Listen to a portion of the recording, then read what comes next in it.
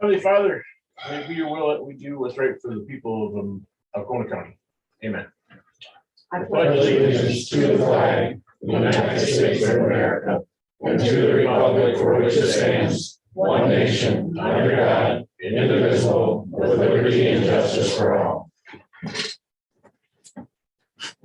Roll call, please. Drummond. Here. Small. Here. Gothier. Here. Reggie. Here. Thompson. Here. Entertain a motion to approve the minutes from April 6th, regular meeting. Motion by Bill, second by Terry. All those in favor? All opposed? Motion carries. Before we start here, I need to add 2 items, new business. Scott Rice EMS, new ambulances discussion. And approval to sign the Greenbush floodplain agreement. Anything else, guys? Okay, good. We'll start with public comment, limit to 3 minutes per person. Identify yourself. Sir. Oh, I'm sorry.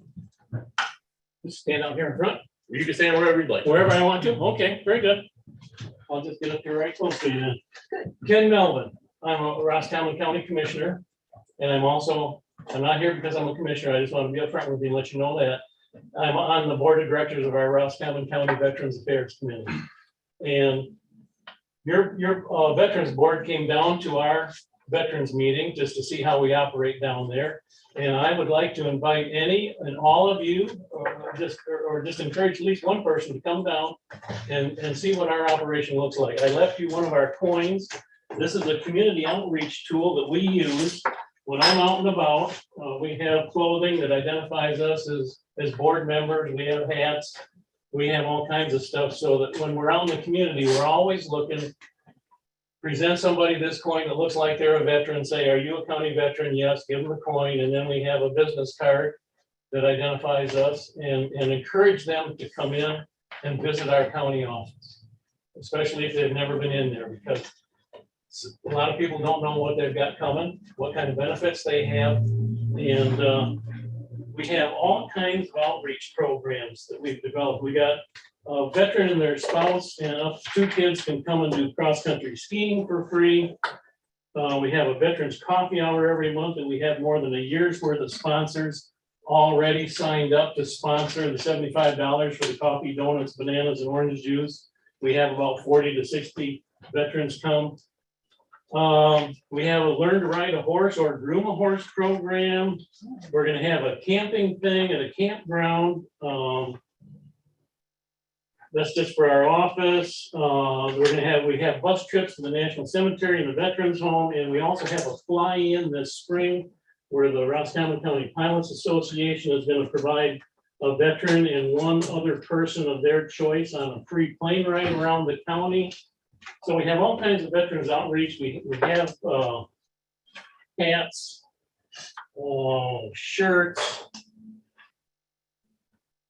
that we do. I was very skeptical, to be honest, as a commissioner. I was very skeptical about putting the money into this kind of stuff. But after seeing, we had a bark in the park thing, so we even have things for dogs.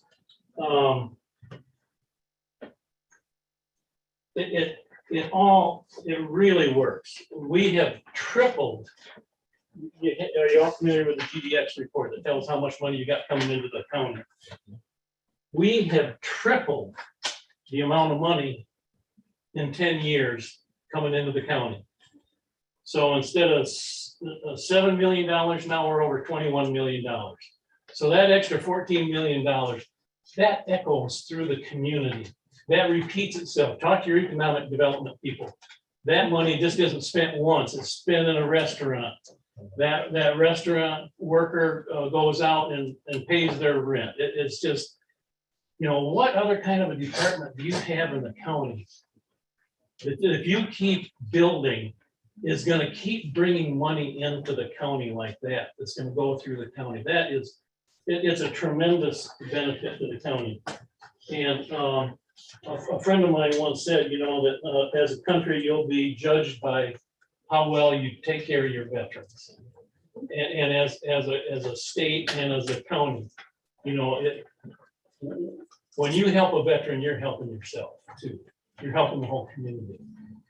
When I first became a board member of our Veterans Committee, I went down to a meeting in Lansing.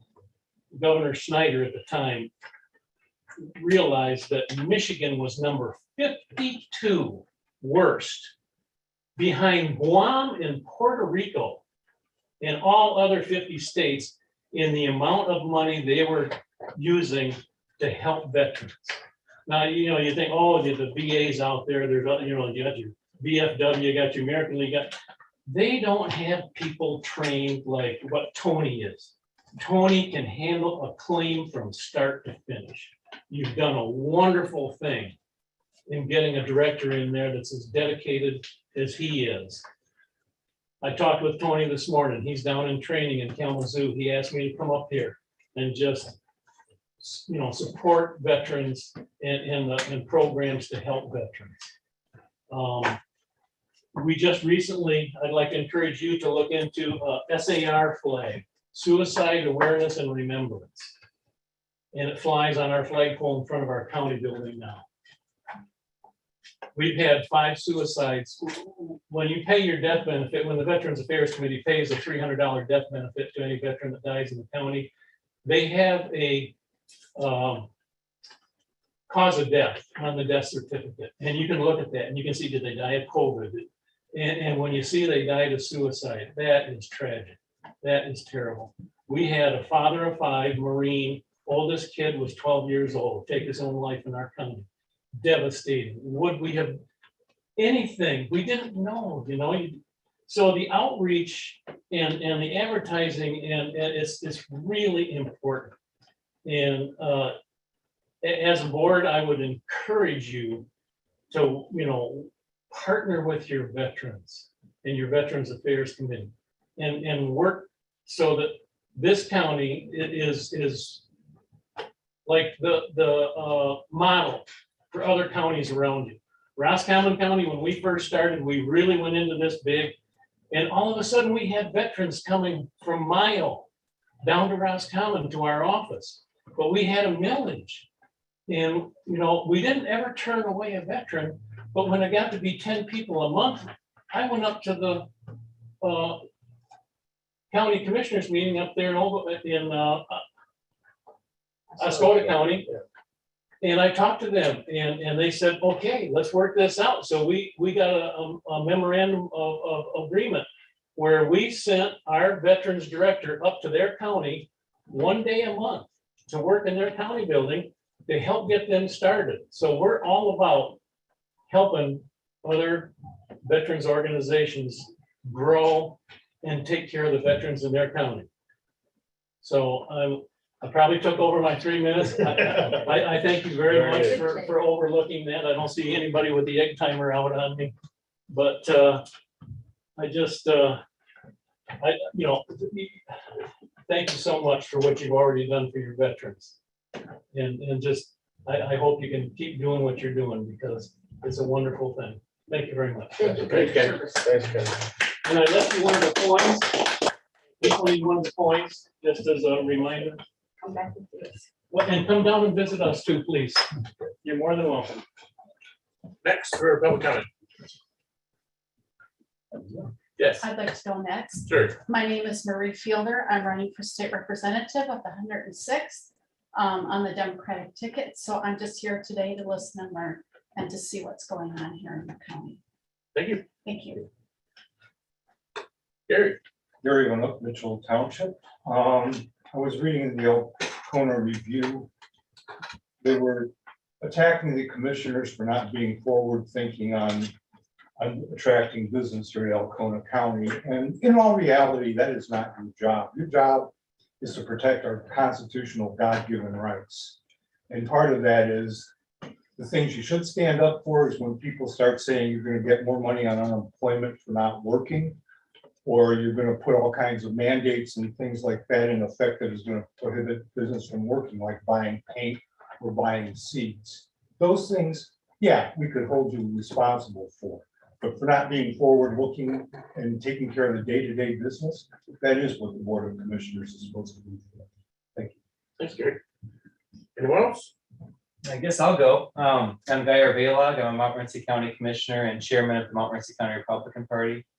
I'm running for the 106th House District as a Republican, and I have the pleasure of knowing a couple of you already, and I just want to thank you because I know being a county commissioner, you get a ton of crap, but it's you guys are where it's at. Local government is the key to a successful society. So thank you very much for all your service. I look forward to listening to you guys. Thanks, Guyer. Anybody else? Okay, anybody online? Hearing none, we'll move on. Presentations, Scott Stevenson. Nice to see that I have to sit outside today. Nice to see the attendance for everybody. I came here for a specific reason. I want to give you an update on a couple other things going on. Our jail arrangement with Iosco County seems to be going pretty well so far. There's been a few little hiccups here and there, but nothing we can't overcome. And they've been billing us and we've been paying them, so it's working out pretty good. We're running into a little bit of trouble transporting prisoners because we're so low of staff, and that's kind of going to roll into what I'm going to talk about here in a minute. When I do send somebody down there, whether it's an arrest or a transport back to court, I'm short in the road patrol here. Don't like to on that. That really is a problem for me. If fuel is a big thing when you talk about, we've spent 34% of our fuel budget for the year, and we're 31% through the year. So I think we're doing okay on that. You know, that's not too bad for where we're at considering the price of fuel starting the year here. I think there's a reason for that, though. I think the reason is because I don't have any guys on the road. So I think we're not spending the gas because I'm short 3 people on the road. So good that we're saving money on gas, bad that we don't have people out there. And that's really why I'm here. It kind of rolls into why I'm here. We're in a crisis right now. I have 6 deputies and 2 sergeants. That's, if you do the math, that's not enough. That's not enough to do 24/7. So I'm stretching them real thin. I'm working them real hard. They're canceling their vacations. They're cutting them short. They're doing what they got to do. The guys I have here now, maybe not rock stars, but they're devoted. They're dedicated to here, and they're working here, and they're staying here. I'm losing people, and it's no mistake why I'm losing them. There's no question. It's because we don't have a defined benefit retirement, and everybody else does. There's a commissioner here from Roscoe or from Montmorency County. The road patrol still has defined benefit retirement. Their pay is probably pretty similar to ours, just like Oscoda County. These communities probably per capita are a little bit poorer than us, but they're still providing those benefits to their people. Oscoda Township is, East Tawas is, Tawas City is, Alpena is, Alpena City is. We are not going to get anybody to work here if we don't have something better than what we have now.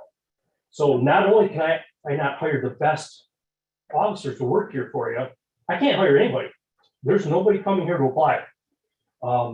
I had a guy who I had put pretty good from Alpena County who's been reassigned to work in their jail. He's a road patrol officer who spent his own money to go to the academy, got out, and they've reassigned him to work in their jail. He's pissed. He doesn't like it. None of us would. Came down here and applied, and he said, "Sheriff, I can't work for you. I'm making $4 an hour more working in the jail up there. I'd like to work road patrol, but I can't afford to come down there and work for you." So we've got 2 issues. The pay is one issue and the retirement is another. I think the pay can be overcome a little bit. I think this is a great place to work. I think it's a great place to be law enforcement, very well liked by the community. So I think we can draw them in here, even though our pay is a little bit less, but they're looking long-term. They're looking at the retirement. They're looking at their future, and they're just going, I can't come to work for you. I can't have a future that's up and down with the stock market, especially today. So when they have that and they're looking at apples to apples and oranges to oranges, the oranges are riper everywhere else. And they're just not going to come here. So the crisis we're in is that we're 1 deputy away from resigning from not having 24/7 road patrol coverage going in the summer. I don't have anybody to do Marine Patrol or ORV Patrol. I don't have anybody to do U.S. Forest Service Patrol. I don't have anybody to do transports. I'm bare bones. And we're in crisis mode, folks. I don't like coming in here and saying this. I don't like coming in here and saying it because I don't like people knowing that our staffing levels are short. There's a balancing act here. I got to let you know where we're at without jeopardizing the safety of the community. We're doing 24/7 right now. I don't know if I can keep it up all summer. There's just no bodies. I don't have a solution. I don't have the exact answer for anything of this right now, but I was hoping we could set up some type of committee and sit down and talk about some options and kick it around and see what's out there. we gotta figure something out. We did pretty good on wages the last contract, and I think we can work with that. They did come in and they wanted defined benefit back in the retirement package. They got shut down relatively early as was expected. And right then, I know I had a guy who decided I'm out of here. I'm out of here as soon as I can find an opening, and he did. And he was a 10-year vet with our department. Born and raised in Alcona County, went to Alcona Community Schools, wanted to work his career here, but he also wanted a pension.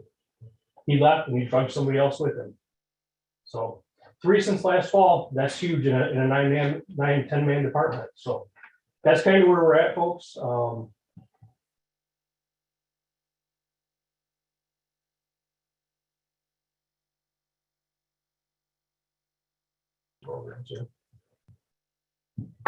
I totally agree. I'll be on the committee, but, we've had a little conversation. Yep.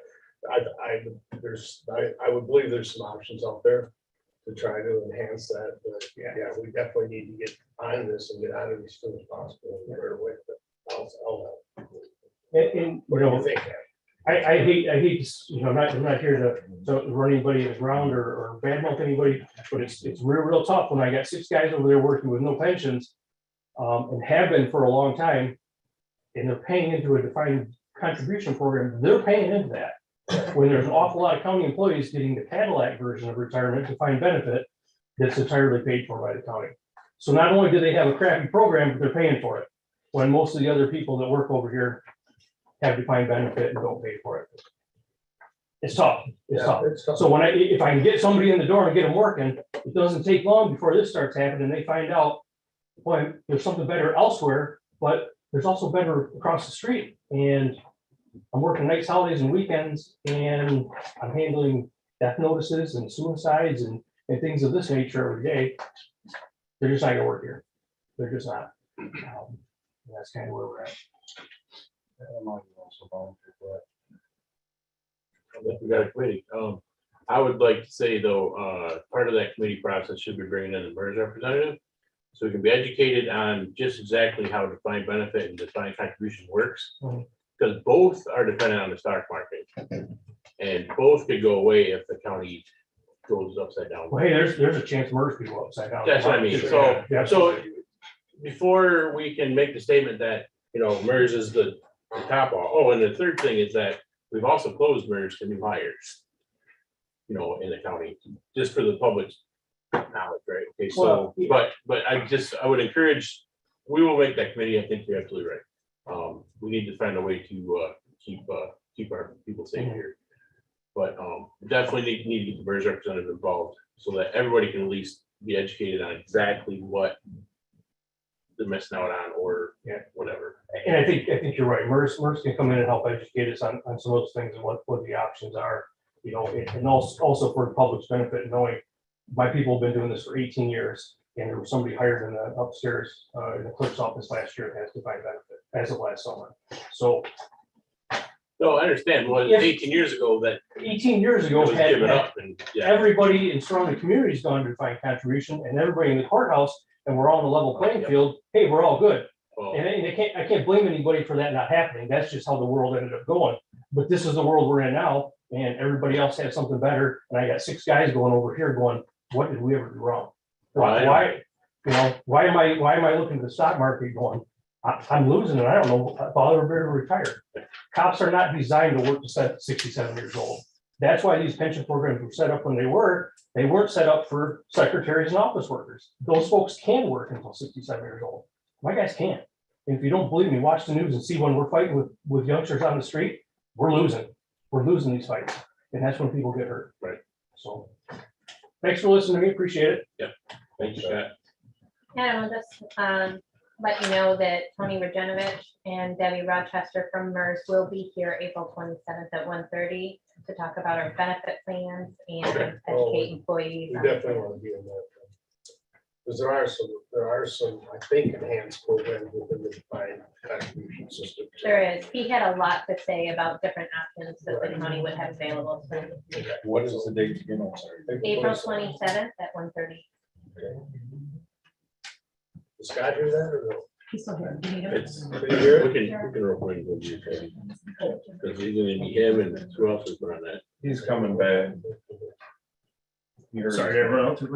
April 27th to 1:30 MERS is gonna be here. What do you suggest to be on that committee with two commissioners? You want your undersheriff or? Well, I can handle with 2 commissioners. I don't, would you recommend anybody else being on it? Just asking. Maybe some representative from the clerk's office, maybe the clerk or deputy clerk would be appropriate. If you think that. You said 1:30? Yeah. Okay.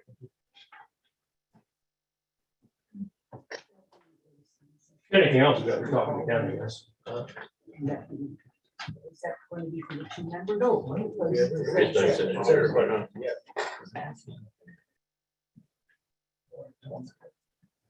All right. So remember to do that down here.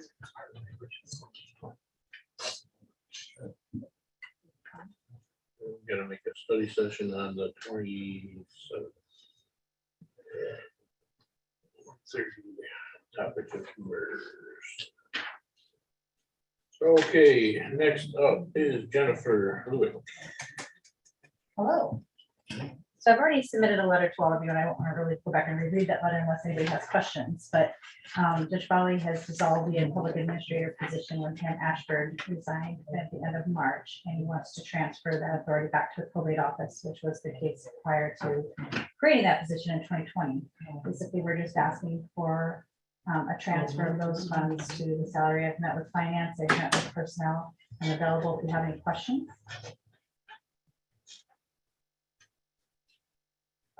Questions? Anything else?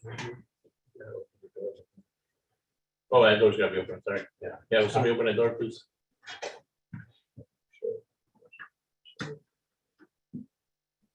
They probably moved now. Okay, I think that's it then. I'll slide it in under new business. Okay, thank you very much. Yep, there it is right there. No signing required. Next is Los Cordis. Register deeds report. Hello, everyone. Hi. I did email the, some figures for the first quarter earlier to you. We're pretty much in the same place as we were, as of last year at this time. Some of the, we've got some figures that are a little higher, our document count's a little higher, but at this point last year, we had not recorded, or at the end of the quarter this year, we had recorded the certificates of forfeiture. Last year, we had not. So, I mean, all in all, we're right around the same spot where we were for 2021 at the end of the first quarter. A couple of things that I do want to mention, property fraud alert. We began handing out brochures, returning them in the mail to individuals who mail us documents for recording, just trying to make people aware of the free service that's out there. We're also have them available at our counter. We're trying to promote that at the counter when people come in wanting to record these, letting them know that, there's a free service that could alert them to a possible property fraud. Just trying to raise awareness of the service. So I'm hoping to kind of increase the amount of people that are signed up for that throughout this year. The second thing on here is the scan project. Some of you may know, in January had US Imaging out of Saginaw come in and scanned all of our grantor grantee index books, which would go back to 1869, I believe, up to the books end at 1985. Everything from that point on is on the computer. So have them scan all those books so that those images would be available to search the index books on the computer. Just to alleviate people having to handle the books as much if they are in the office looking at those older records. Some of those books are getting a little bit worn in certain spots. So just trying to kind of prevent that and keep those at a usable status, as well as it will allow the title companies, abstractors who currently have signed that monthly agreement with us to be able to search those records online, they would actually be able to search the indexes online as well and locate documents instead of having to come into the office. So it has a couple of different meanings. So I also had them at that time scan all of our plat maps. So those also now are viewable on the computer, which will be huge when we have people calling and wanting to receive a copy by email. So right now, you know, we've got this 2 foot by or 18-inch by 24-inch map that we're trying to, you know, make a section of a copy of to scan and email it to someone. This way we'll be able to just email the entire plat map. Once they have it on their computer, they can blow that up so that they can read, you know, the information that's pertinent to them. So the images that came back to us look really good. I mean, they are some very nice scans. We have only found a couple of problems. We were given a spreadsheet, so we just finished going through that, making sure that everything is accounted for. Have a couple things that we have to clear up and clarify. Then we'll, They translated all the searchable text? Or is it just images of the? these are just images at this point, but Oh. our office will be indexing. So Got what it. they did Got it. was scan them, assign a document name. Okay, So what we will be doing is indexing, like, for instance, if it's the plat of the city of Harrisville, we'll be indexing that portion, Yep. city of Harrisville. So if someone types that into the computer, they would be able to see the plat. So, you know, once we get, you know, I've got a couple of calls in, I've spoken with a couple of people, just got to get a couple of things ironed out, then we'll begin to index those documents. Once we have everything indexed, then we'll make sure that it's available to the public for, you know, to search online. But that will be, that's a huge benefit to the office. How long do you think it'll take to get that done? Well, we have a total of 516 documents, and by, you know, so when they scan the books, they scan them. So we have our index from 1869 to 1902, grantee index A. So that's considered one document. So we have 516 of those to index. I would imagine, I mean, my goal to have them complete indexed by the end of the year. And I think that's a totally obtainable goal. You know, we also, we've got some other things that, you know, we're working on too. We have some other indexing that we are trying to clean up so that we can begin to index older documents that have also been scanned. So the goal is to have it done by the end of the year, and I think that is truly attainable. Any other questions? appreciate your efforts to get us in the 21st century, that's for sure. Yes. We're about to-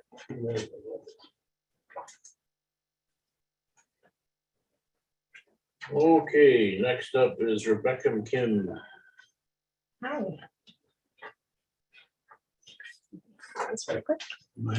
You're fine. You are totally fine. Put a couple pads on, get it out of the way. Right. Yeah. Well, I'm Becky McKim with Stryker, and this is probably overkill of information, but I'm gonna leave it with you to refer to later, so you don't have to dig into it right now. I'm here today at the request of Scott Rice with Alcona County EMS to talk to you about a community-based AED program, as well as our Lucas automated CPR device. One of the goals I believe that EMS has in the county is to make everything consistent throughout the county, whether it's a public access facility or whether it's your fire departments, your police, and of course EMS, so that all the products that are being used for cardiac arrest are streamlined, therefore cutting out interruptions that might occur on scene when someone does have cardiac arrest. So when you're looking at what the American Heart Association recommends, you're looking at two things that really impact the outcomes. And one is early defibrillation, or having a shock as soon as possible as needed, and high quality CPR. So what happens if you have a mixture of devices all over the place, you might have certain pads that were shocking patients on one item of equipment that aren't necessarily compatible with another. And then you have to go and switch pads on scene, and it takes time. Every minute that you're not doing compressions and not treating that patient, that person's likelihood of survivability is decreased. So we want to try and make things as seamless as possible throughout the whole entire county. So therefore increasing the cardiac arrest survival rates. So a couple things that Stryker has, we're the current provider for Alcona County EMS for their monitor and defibrillators, and also the AEDs that they have. And of course, other items such as their ambulance stretchers and loading devices and things like that. So we've been working with the county for many, many years, and I've been your rep, I think, for 7 years now. So it's been quite some time. So the two items as far as AEDs that the county's looking at would be one, it's called a Cr2 Aed. This AED is originally designed for public access. So any sort of building like this, libraries, even your professional buildings throughout the county. This particular device is a very easy to use device, and it's one of its kind out there in the marketplace in the fact that it's a connected device. So it has the ability to be managed remotely. It connects to the building's Wi-Fi, and it will send alerts to a person, maybe Scott or whoever is in charge of the county's readiness when it comes to AEDs. And it'll say, oh, your pads are expiring, or your battery is expiring, or something's wrong with your AED. And it goes so far to actually alert you when it's deployed prior to a 911 call. So if it's sent out and it's opened up in that facility connected to that Wi-Fi, it's going to send an alert to whoever you set up in your system to say, hey, someone's using this device before it's even been called in. So it really increases your readiness for it. The nice thing about this is it's super easy to use. There are usually two sets of pads that comes with AEDs, one for adults and one for pediatrics. This device has one set of pads and it's just a button. So if it is a pediatric patient, you just go ahead and press that button and it'll deliver the energy or the shock that's needed for that smaller patient than an adult sized patient. So that's really cool. Another thing that's really cool about this is that when you're talking about survivability and you are giving compressions, chest compressions, one of the things that AHA highly encourages is to minimize interruptions. This, I should say, a normal AED that's out on the marketplace, including our other one over here, you actually have to pause the AED.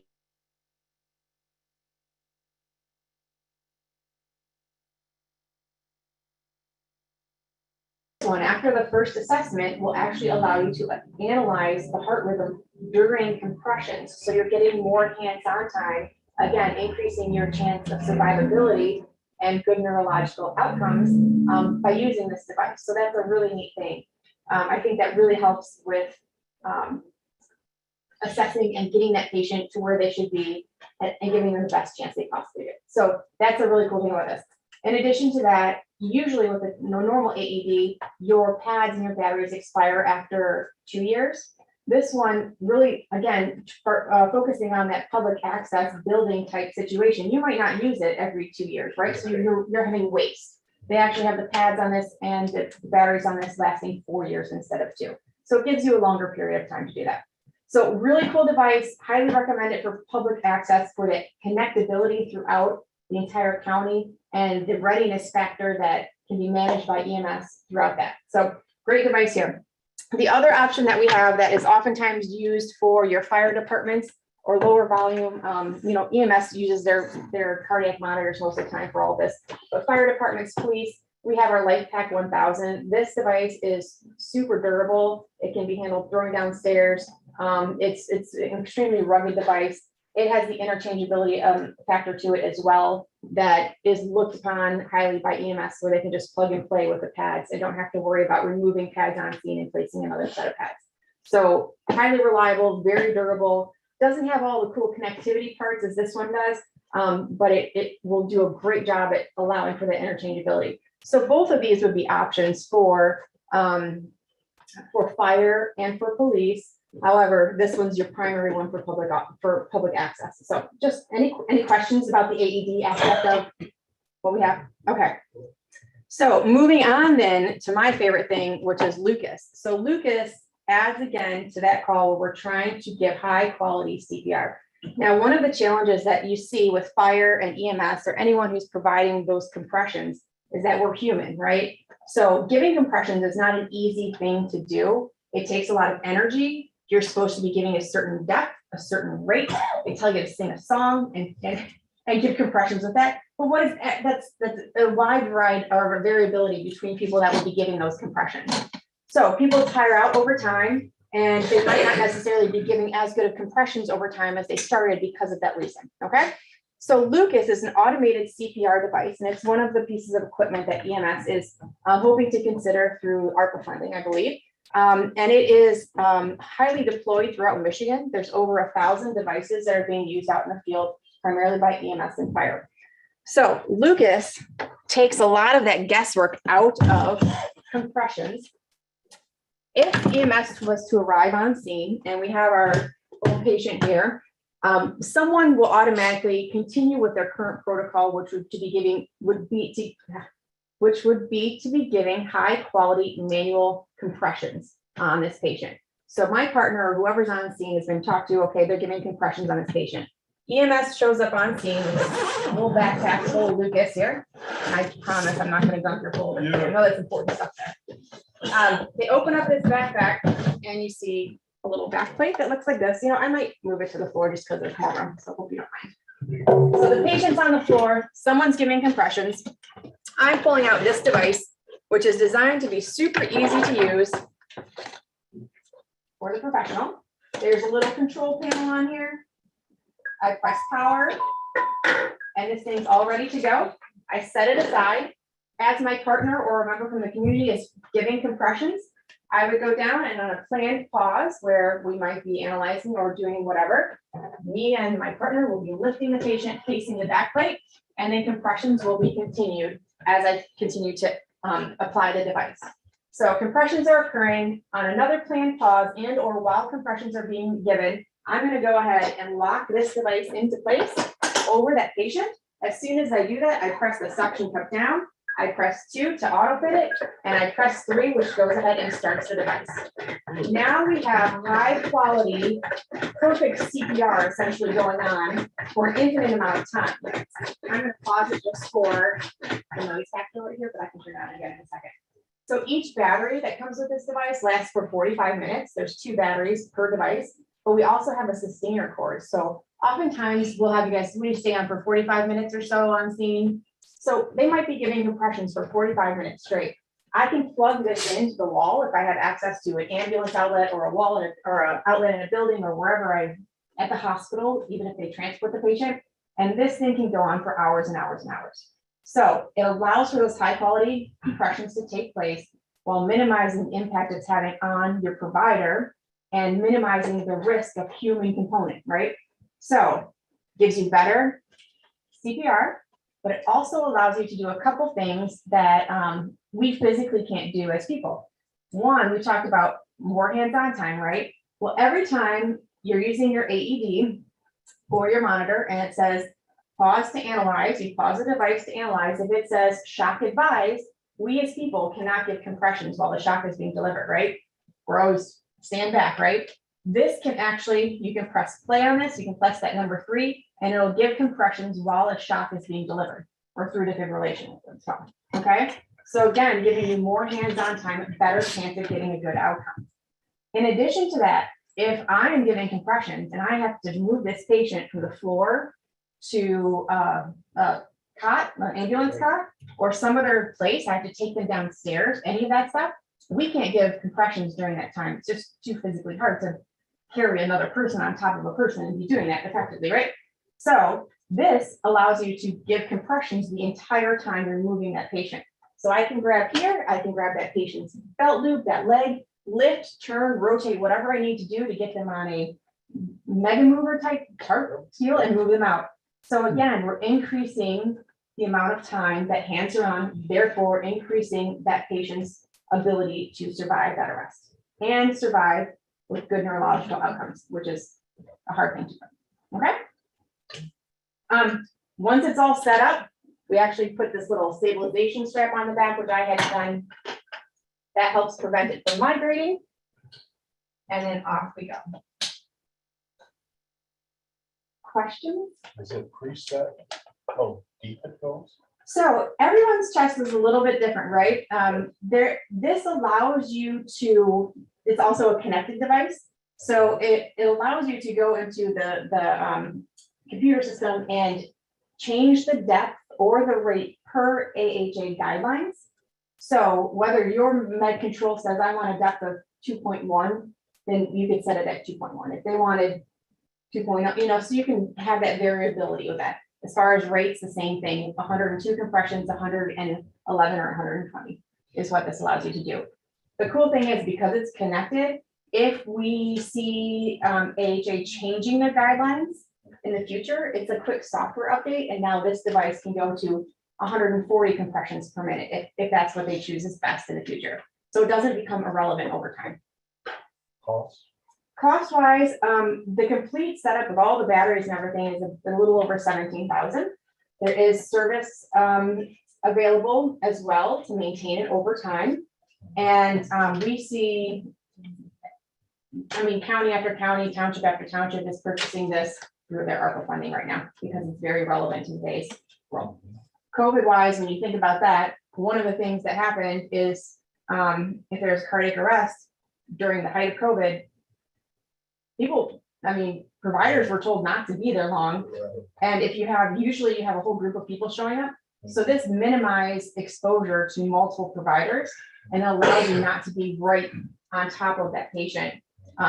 Minimize, again, you know, it really helps not only the patient survivability at that point, but also provider safety and minimizing exposure.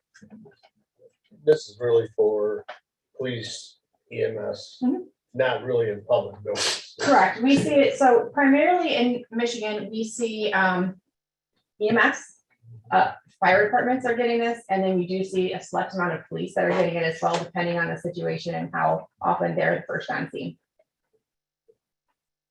Okay. Can I ask Scott if there's anything else that I perhaps failed to mention? No, we field tested these last year. We had a competitor in. We brought both vendors in side by side to look at apples and oranges. We field tested them. We had them each for 90 days. We didn't get a single CPR call in the 90 days respectively. Of course not, for right? each of the two devices. So we didn't get a fair comparison or a failed field usage. I know that many departments are using these across the United States. One of our townships here in New County does not have first responders over in the greater Glennie area. So when that EMT and that paramedic shows up from station 2, it's just the two of them. And one of them's got to be doing compressions all the time until more help arrives. So this would be vital over in station 2 in the Glennie area, that one less thing they have to worry about. 45 minutes. Our protocol says we stay on scene for 35 and we do CPR along with our medications and our defibrillation. So this would fit the bill for that time period and would satisfy med control's requirements. Batteries rechargeable, of course. Batteries rechargeable. We have two sources of charging, either a standalone station charger and or the cord that plugs in right here. So it's really their choice as to what's most convenient for them. I used to have them back in the day. The old thumper. We ran on oxygen. They've made some improvements over time. Okay, but I'm just saying, we used to have them. If you can find wherever, whatever you used to have, that's a great trade-in as well. So, okay. Well, Scott has my information readily available, and those, like I said, the packets I sent out are more information than you probably will ever need to know. But feel free to go through it. If you have any questions or concerns, let me know. I'm happy to answer things at any time or come back and show additional groups of people that might be interested in learning about it. Okay? Thank you very much for your time. Thank you.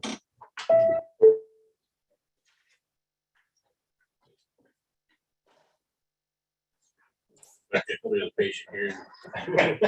We'll move on. I will grab my things and situate it out. If you want to grab the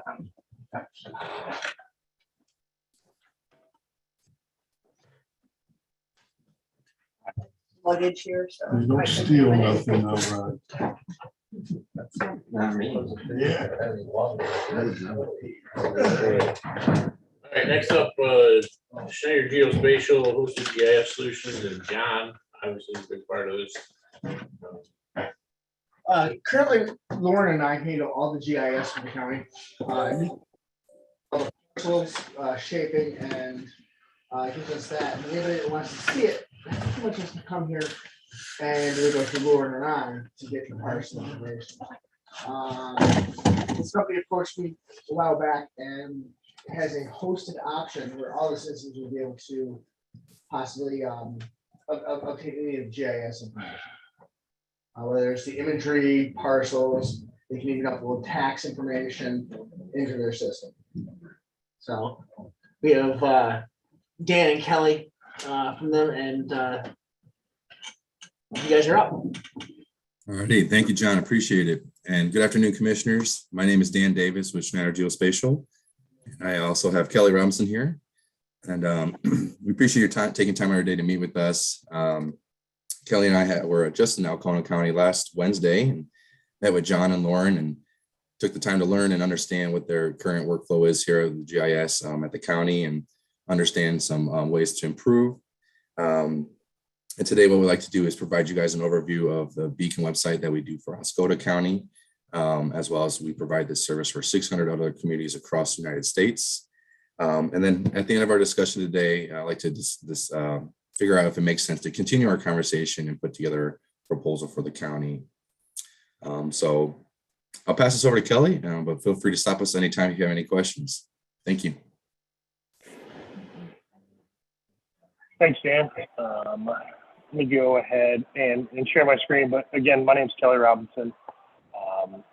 I didn't know it's going to be such a hard act to follow after that last presentation, but I'll try to make this as riveting as that one too. So I don't put you guys to sleep on here, but let me share my screen for you guys. Are you guys able to see my screen? Yep. Awesome. Good to hear it. Well, I'm going to minimize my face up here. But today I just want to show you again. Oscoda County is probably the closest one to you that we currently work with. As Dan mentioned, we work with about a handful in Michigan, as well as over 600 across the United States. So just want to go through, show you how this works. But there's the comment, view the property information, go to the map. There's also some capabilities for the office there at the county to charge some subscription fees for some advanced tools to also kind of offset some of the costs as well. But this is Oscoda County. Just want to do something really brief for you guys. But this is kind of the homepage. Once the taxpayer comes in to be able to view the information, they can come here, simply just search their name, and then I'll just search Smith here to make this easy. There's a place that I can download mailing labels. So any type of search, I'll show you a little bit more into this here in a second, but any type of search that they want to do, they can create mailing labels, generate a list, and that was something we had talked about, maybe adding to that more advanced fees to charge some subscription fees for folks to be able to get that. But for the business taxpayer and for the folks in the office, they can come here, click on their parcel report, and they can bring back all the information, tax information, assessment information on their parcel information, really anything you guys want to push out there for the end user to be able to view. So instead of them coming down to the office and viewing that, something they could do online. While Dan and I were actually at the county, there was a taxpayer that came in and had to ask questions and figure out all the information by getting in his car, driving down there, and getting that. So this, you can just pull up on your cell phone, find the information, here's the tax information, be able to view all of that at one time. You can also bounce over to the map here. It's going to drop us down into those parcels. So we can view the parcel. All those other Smiths that I had searched are still on the list here, so I can bounce around and go to different areas here. Some other tools that we had talked about were just some of the sales search functionality. So if there were sold properties in the county that you guys wanted to be able to be available to search for or search through, we could put that here as well. Also, at any point, there can be subscriptions charged from the county to the end user if they want to use some of this technology as well. So you can put some of this stuff behind a password for just county employees or for folks that are out in the field as well. We can also go, there's a sales list function. So if you want to see all the properties that sold in the county, February 2021, you can view that. And then everything ties back and forth with the map. So it might be hard to see on the screen there, but all these little yellow dots sprinkled throughout Oscoda County here are those sold properties that just from that quick search I did. So you can see how fast it is from searching the person's name or sales search to get to this point of what we're looking for here. I'm going to X out of that and then just show quickly down here, see if I can get in Mayo. It's like I selected a different part of town, but I can select, go through here, use some selection tools, and just kind of, let me erase that. So I can, do a freehand drawing, select these parcels that I go through here. I'm going to highlight the parcels I drew my line over, and then I can just go back to the results page, see what I looked at there, and then there's also a mailing label generation from that. So there's a reason why you need to send mailers out to folks in a specific area or notify them of upcoming event or upcoming shutdown in their area. It's a quick way to do that, get the mailing and shoot that out as well. But that's kind of a quick and dirty on just Oscoda County, something quick. There's tons of more information we can go through here, but I don't want to keep you here all day. But I did notice when Melissa was talking about kind of getting everything online, moving things in the 21st century with getting deeds and stuff online. I want to show you, we do have a capability. Oscoda County didn't have those up yet, but if you guys have the information already scanned in, we can tie that. Each document, whether it be those deeds, property record cards, any tax statements, anything that you want to tie to a specific parcel, when it's indexed, all they have to do is search their name. So this is just another parcel report that I have here, but this is Tippecanoe County, Indiana. So same, but a little bit different. So information is going to be the same, displayed the same, but it also brings out any of that information based on the documents here. So here I can look back at 2015 tax statements, pull that up, and there's a document that I have pulled up just that quick and easy. So any type of documents, it's not limited to tax statements, deeds, property record cards, but any information that you think would be useful for the public to be able to view, we can push that out, and they can view that here. You can also put things behind passwords, put it behind a subscription wall. It's pretty customizable for you guys to do what you want to do there. And the last thing I want to leave you all with before I jump off here is another county, Michigan, Berrien County. It's a little bit different type of town, but this is some statistics on the use of their beacon site over the last year. So from 4/20/2021 till 2022, they've had close to 6.5 million requests for information, as well as about a little over 270,000 visits to the website. So just if you can imagine, we've got some calculations down here, just 270,000 visits to the website. I know just the amount of savings that can come from saving someone coming down to the courthouse, spending their time, driving down, doing all that work on their end to get that save the county taxpayers' money, as well as the folks in your office taking time out of their busy days to answer questions and go through the stuff that can already be online for them as well. So I know Oscoda County is pretty rural, but they were able to get this going, and I know that they have pretty good success going through that as well. So I want to keep this short and sweet for you all. I didn't want to be on here too long, but I do appreciate all of your time today, and I hope this was useful for you guys. But thank you guys.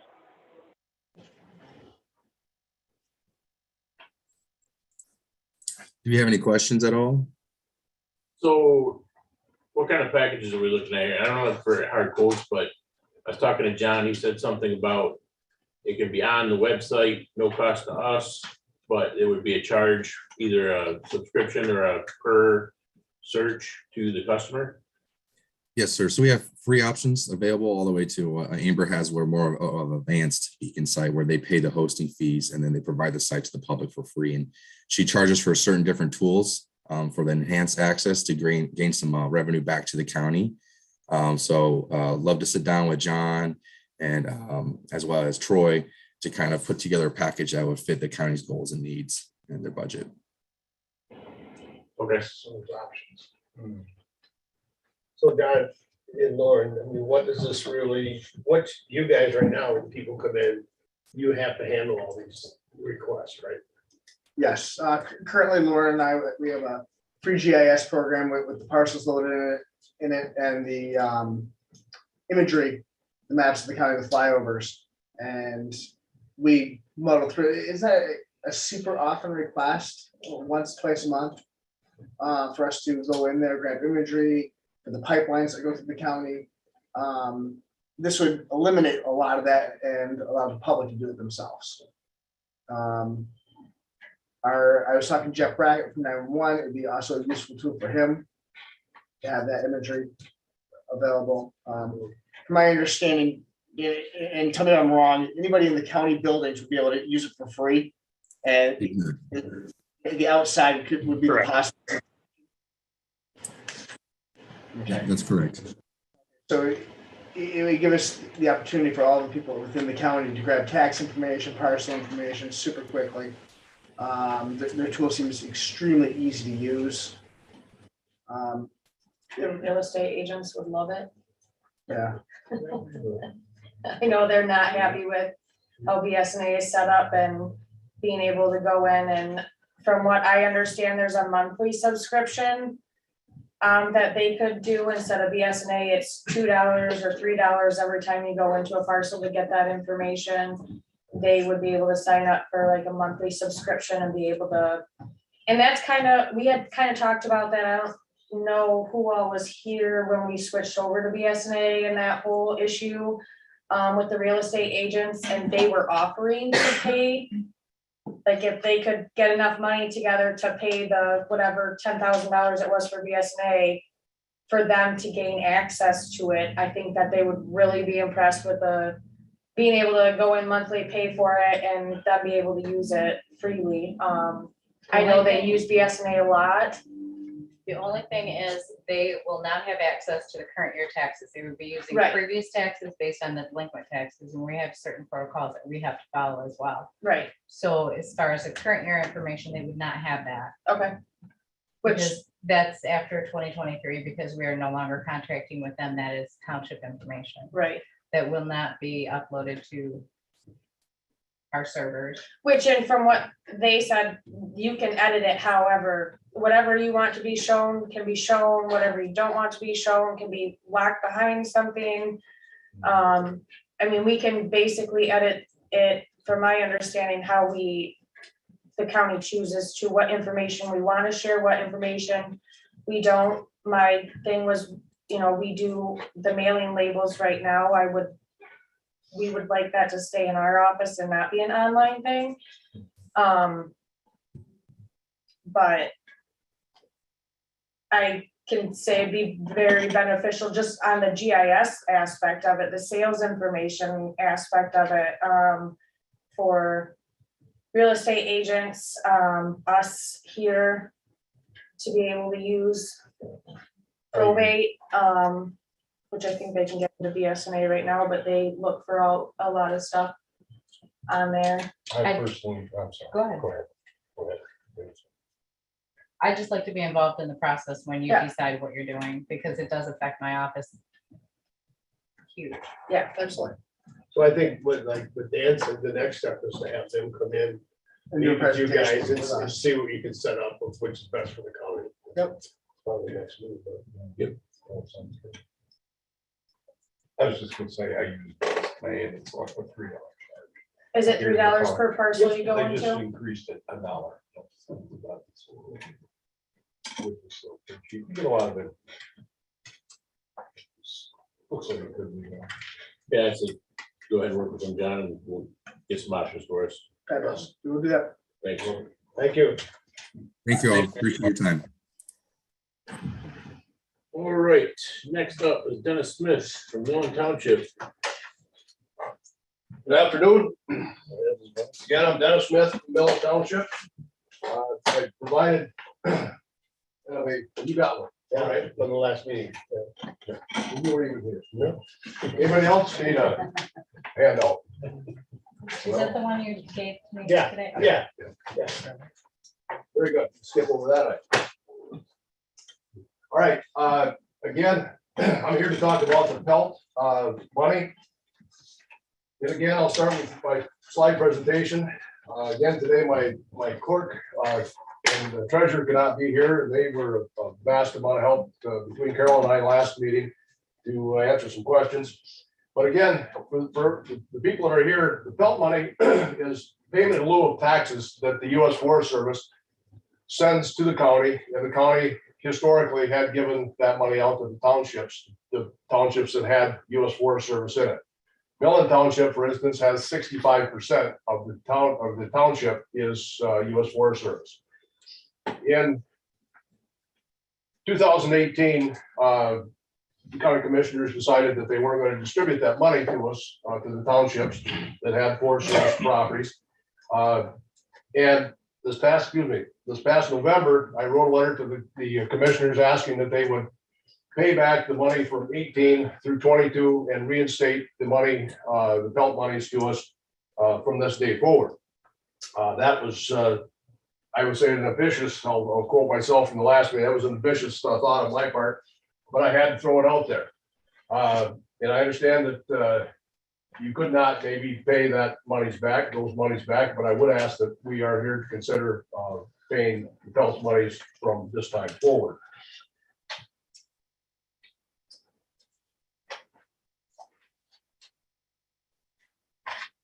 And again, I'm jumping around a little bit on my slide presentation here, but again, our thoughts were at the township level is that the county did have some financial issues in 2018.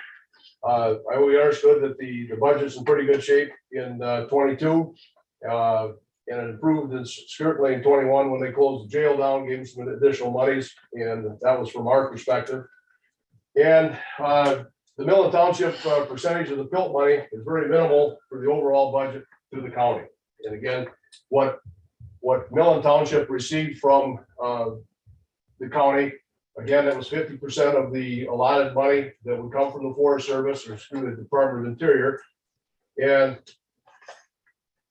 from 2008 till 18 through 22, it was varying between 14,000, 13,000, 15,000. And what that represents for the Millen Township board, that represents 17% of our operational money. And by taking that 17% of our money, that has put a financial impact on, I say, discretionary spending, but what it's done is we have not been able to maintain our parks correctly, our cemetery correctly. And again, as board members, as we know as elected officials, we receive calls from people complaining about, why haven't you mowed the park? Why haven't you mowed the cemetery? Why haven't you taken care of the pavilion that looks so bad? Well, again, it's a financial issue for us. We don't have the money to make those improvements. And another part of my slides here is that, again, the elected officials in Millen Township have received no improvements in their wage compensation in over 18 years. So we're not spending our money frivolously on things that we don't need to. We're being very conservative. The previous supervisor was very conservative in how he spent money. He did very well about putting some money aside for our contingency fund. And again, we have approximately 1 year of operational funds set aside in contingency fund. I don't want to tap into that. I don't want to go down because I have no tools to rebuild that if we go down into that contingency fund at this time. Again, 65% of Millen Township, and when you see the graphics of it, it doesn't. When you hear 65%, and then you see what 65%. The green is the township, the Forest Service properties in that township, and again, 65% of our township is not generating any tax dollar for Millen Township. Again, what that Pelt money had done for us in the past, and if you say the Forest Service had given us 100% or to the county, and the county gave us 25 or 50% out of that. So we were actually working on about 50% of what the other townships are when they're dealing with a tax roll that they're receiving monies from the tax bills. I call this a perfect storm for what we're dealing with right now. State revenue spendings. Since our last meeting, state revenue has come back to us and said, we're going to recommend that we're going to cut you $9,000 because of the census. And so then they sent us basically a bill and said, you owe us back $9,000. Okay, so that's $9,000. the pelt money is $15,000 that has not been coming to us. And now we're dealing with increased costs of road maintenance. Last year I did 5 road projects out in Millen Township. This year I'm doing 2 because of the cost of the fuel and the materials. And again, no fault of anybody, but that's what I'm dealing with. And my concern is that I'm not gonna be able to continue to maintain the roads and parks and the cemetery and do it correctly. And I have to say, we got to talk about east side versus west side. When the pelt monies were taken from the folks on the west side, the impact on the townships on the east side was minimal because they had so little property involved with that. And a question in the back of my mind is, did the commissioners design or any attempt to go to the east side townships and say, we need 17% of your operational money? And I doubt you did, because you just wouldn't do that. But again, the negative impact on the townships in the west with this Forest Service property, again, hit us for 17% of our operational money, and the east side was not impacted. Again, no design of yours, but it's just how the Forest Service properties are here. Again, you could ask me, what do we plan to do? We have 3 options. We have 3 options ahead of us. If I sit back and do nothing and start working into that contingency money, again, you can say 3 to 5 years, you might go 7 years, and we'll be depleted on that, and we will not be solvent as a township. Number 2, we request the pelt money back, and we're reinstated 100% on the 50%, the $15,000, and that will increase our operational budget, so we should be able to remain solvent with that. The third option is something none of us like to talk about. When I go back to my constituents, the taxpayers, and say, would you be interested in raising your operational millage? And again, we all know what the Headley tax has done to us. The Headley, we started out at 1 mil operational, and now I'm down to 0.5379. So I'm running that township on a half a mil for operational. And should I go back out to the taxpayers and say, we need to come up with another half a mil to get it back up to 1 mil for operations? I can. I've got the verbiage in place to do that, but I'm hesitant to do it at this time. But again,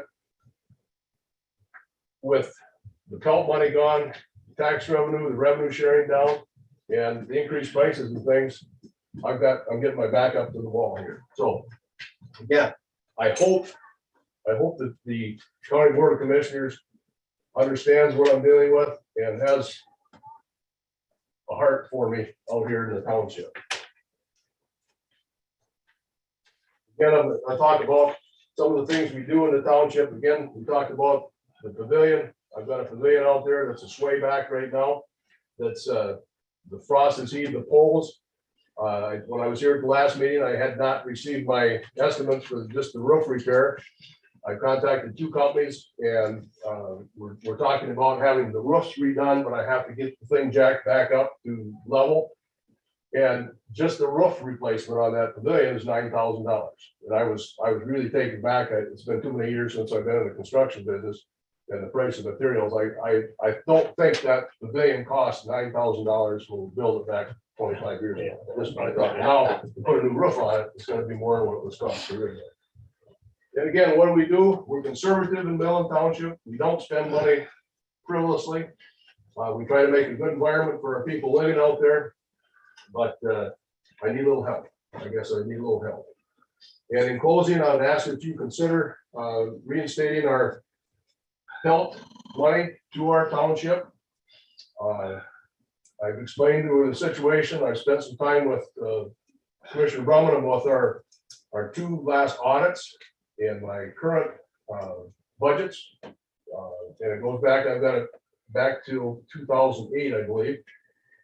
And if you have any questions on it, I'd be happy to answer them. I've got, again, if you want to look at the budgets, that's fine. If I'm missing something, you can bring something to my attention, how we should be doing things differently, I'm wide open for suggestions. Go ahead. When the built money was issued. Wait, was there any strings or requirements to be used for that to be used for? I've got one document that talks about the pelt money. We talked about service. Don't give up on me.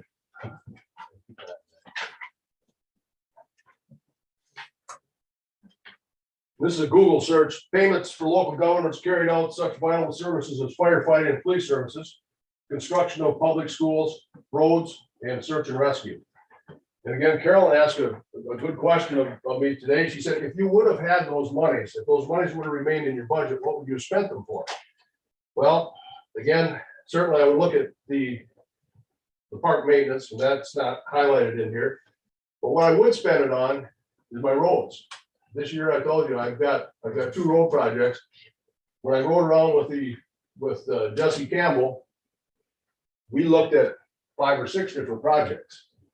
And now I'd sure like to do those other projects, those other 3 projects, but I don't have the money to do it. So would I have used the pelt money for roads? That if I would have had that money setting aside at 60,000 or 59,000?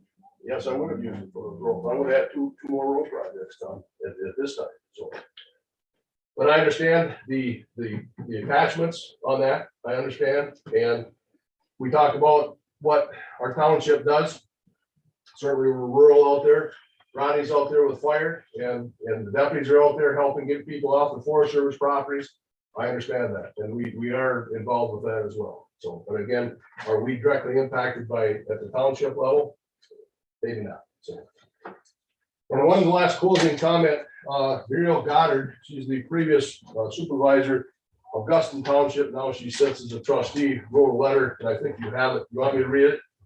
Yeah, okay. Okay. You can read it if you like, but not. No, that's fine. But I just want you to understand that Muriel understands what we're going through. She rode the pine as a supervisor, and now she's a trustee, and she'd like to see the monies reinstated to our townships. Any questions, concerns, or comments? You all did receive some American Rescue Fund. Correct. This year, and you'll get some 20 last year, the 21 and 22. Millen Township will receive $40,000. Not a lot, but it's something. Well, it is, and I had hoped, you know, they said, well, what are you gonna spend it on? What do you, in fact, we just had our audit completed, as you did. And we haven't spent any of it yet. My goal was to spend that for your rural internet. But we've talked with all Ben, and you know, I walk in there with my $40,000 and throw it down on the table. What does that buy me? Not much. And I hope with we can partner with Oz, the county commissioners, to increase that, or maybe this new money that's floating around in Lansing.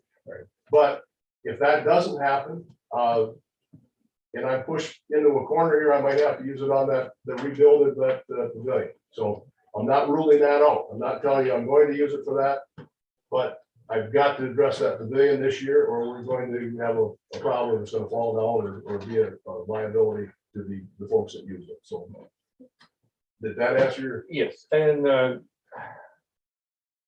part of my problem is our budget is already produced, and just like everyone else, they've had to get a budget in and balance it and so forth. I'm gonna make a motion to return the built money, but starting in 2023, we'd start with, in this case, be 1/4, be half of what you would have got before. If you got 50-50 before, we start 23 with just half of that, and then we can see how that works against the budgets on both sides. And this would be for not only you, but who those that received built money in the past. So the motion basically is to start it in 23 at a 50% of the 50. See how budgets work out and go from there. I mean, that's what the budget of my motion is at this point. I will support. So you're saying restore, instead of paying the traditional 50 before 2018, could be 25% of what we get from the federal government? Or, Yes. Split between the townships. So you're talking about. Starting in quarter- 23. basically it's a quarter of what Yes. is gonna be. More discussion? Well, yeah, I'd like to have some discussion. Dennis, first of all, I'd like to commend you. It's an excellent report. I mean, Oh, thank you did a great job.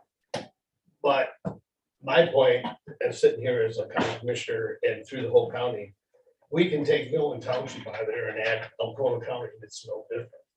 We're in the same boat, no different than our township. Your township is, your township might be a little worse, but we have, 2 years ago, we had about 3 years and we're done with our fund balance.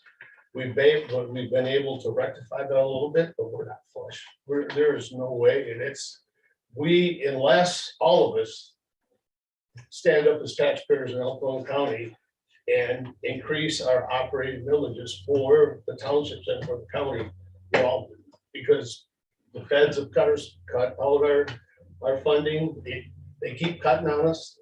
Everything keeps going up. And I really feel we as a board have done an excellent job of cutting out the fat in our budget. We were asked to do that task about 3 years ago from one of the supervisors, and we have cut, in my belief, we have cut everything out we can. The jail would helped, but if that wouldn't have helped, if that wouldn't have happened, we didn't have hardly a couple of years. And it's not a gigantic savings. We have to send people to Osco County. We have to pay for them down there. It's helping, everything helps a little bit, but the county is no different than what you guys are. I mean, we're all 3-4 years from now. We're gonna have, and you're right, going out for an operating millage. I think we did a real bad job 4 years ago when we asked for a millage increase. I don't think we presented it right to our taxpayers, and the feeling has been that no different year, we really don't want to do it again. We want to do it again, but we need professional help if we're going to do it again. Our taxpayers have done a great job supporting our veterans, supporting our EMS, supporting the senior center, supporting everything. I mean, they're doing a great job, but the one thing we're all lacking as taxpayers is supporting our operating budgets within the county and the township. And that's got to be addressed. And when we cut out the built money, I mean, I don't know why years ago, the county has 114,000 acres of federal land, which we get $1 an acre back, It isn't much, it really isn't much.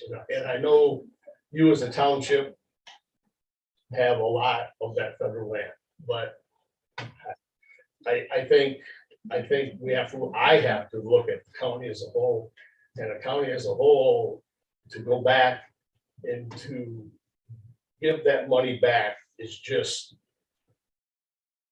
increasing the time the county has to go out for operating village.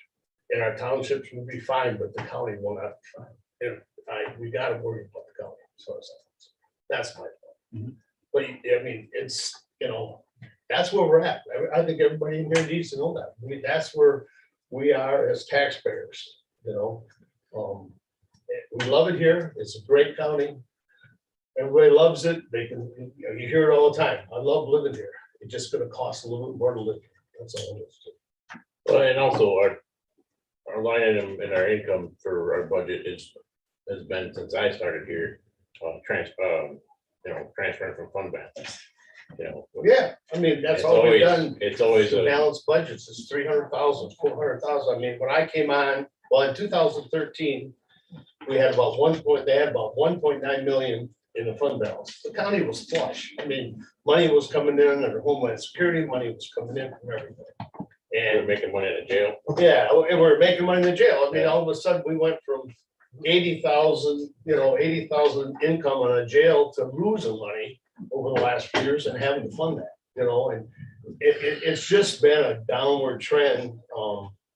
So yeah, Cheryl just gave me this right now. In 2016, we had a fund balance of 1.2 1.7 million. Today, we have 448,000 in our fund balance. I mean, it's just, we're there, we're close. I mean, Maybe I should sit down and you could get up, give my presentation. It sounds like you're about the same well, spot. we're in the same spot. We really are. I mean, you hit the nail. I mean, it's great. It's great. Unfortunately, it's not great, but it is great, your presentation, because it's just the same as what the county is. It is no different, you know, and everybody in the county is gonna have to work together, so we all understand that. Another $100 a year for taxpayer would be gigantic in this county. And it's just not a lot of money, but it is a lot of money to a lot of people, I understand that, but it's just not a lot of money. But we have to address it pretty quick, because the handwriting's on the wall. All of a sudden, 4 years from now, like no different from you, we're gonna have to shut down on this. That's a township, start shutting down stuff in the county is real bad. You know, so that's where we're at, but that's my opinion. I know there's a motion for, but Yeah, we have a motion on the table. I just wanted to give you my opinion. Thank you. That's all. If you'd like to. All right. Feel free to comment. Dan is actually right, one of the things that Dennis and I spoke about, and he said, and please correct me if I'm wrong, but and I'm paraphrasing, but in a semi-perfect world, it's been recommended to him, I believe through your auditor, Through the auditor, correct. that they have a 100% reserve for 1 year, and they're running around 70,000 or so a year for their expenditures. Well, that means they would have in excess or up to $70,000 sitting in a fund balance. I would be grateful if the county could be at a third or even a quarter, and we are so not close to that. On this 400, we're at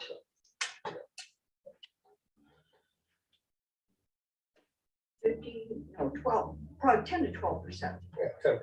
10%. Yeah. So we are really far, far away.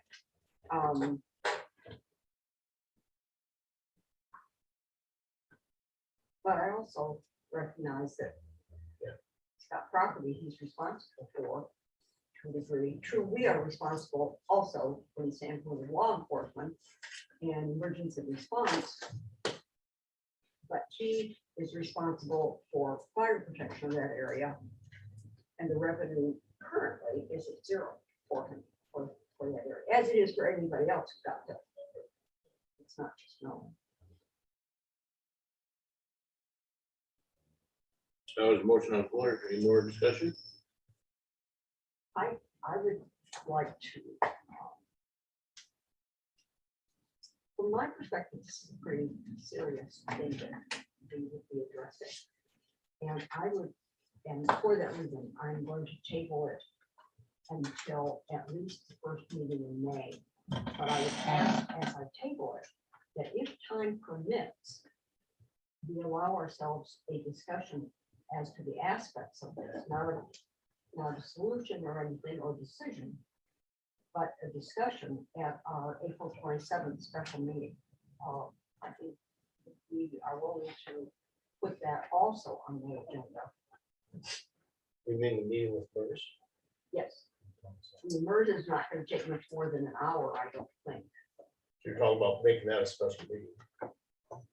Study session. I mean, I'm not asking for any decisions, any conclusions, but talk about what it would mean to the 23 budget.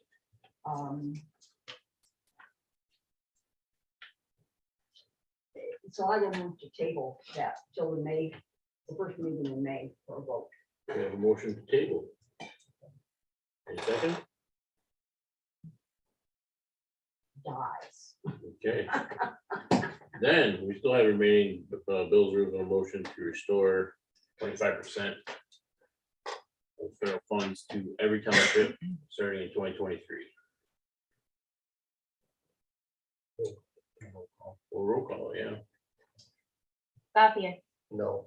Reggie, No. Thompson, Yes. Small, Yes. Brumman. Yes. carries.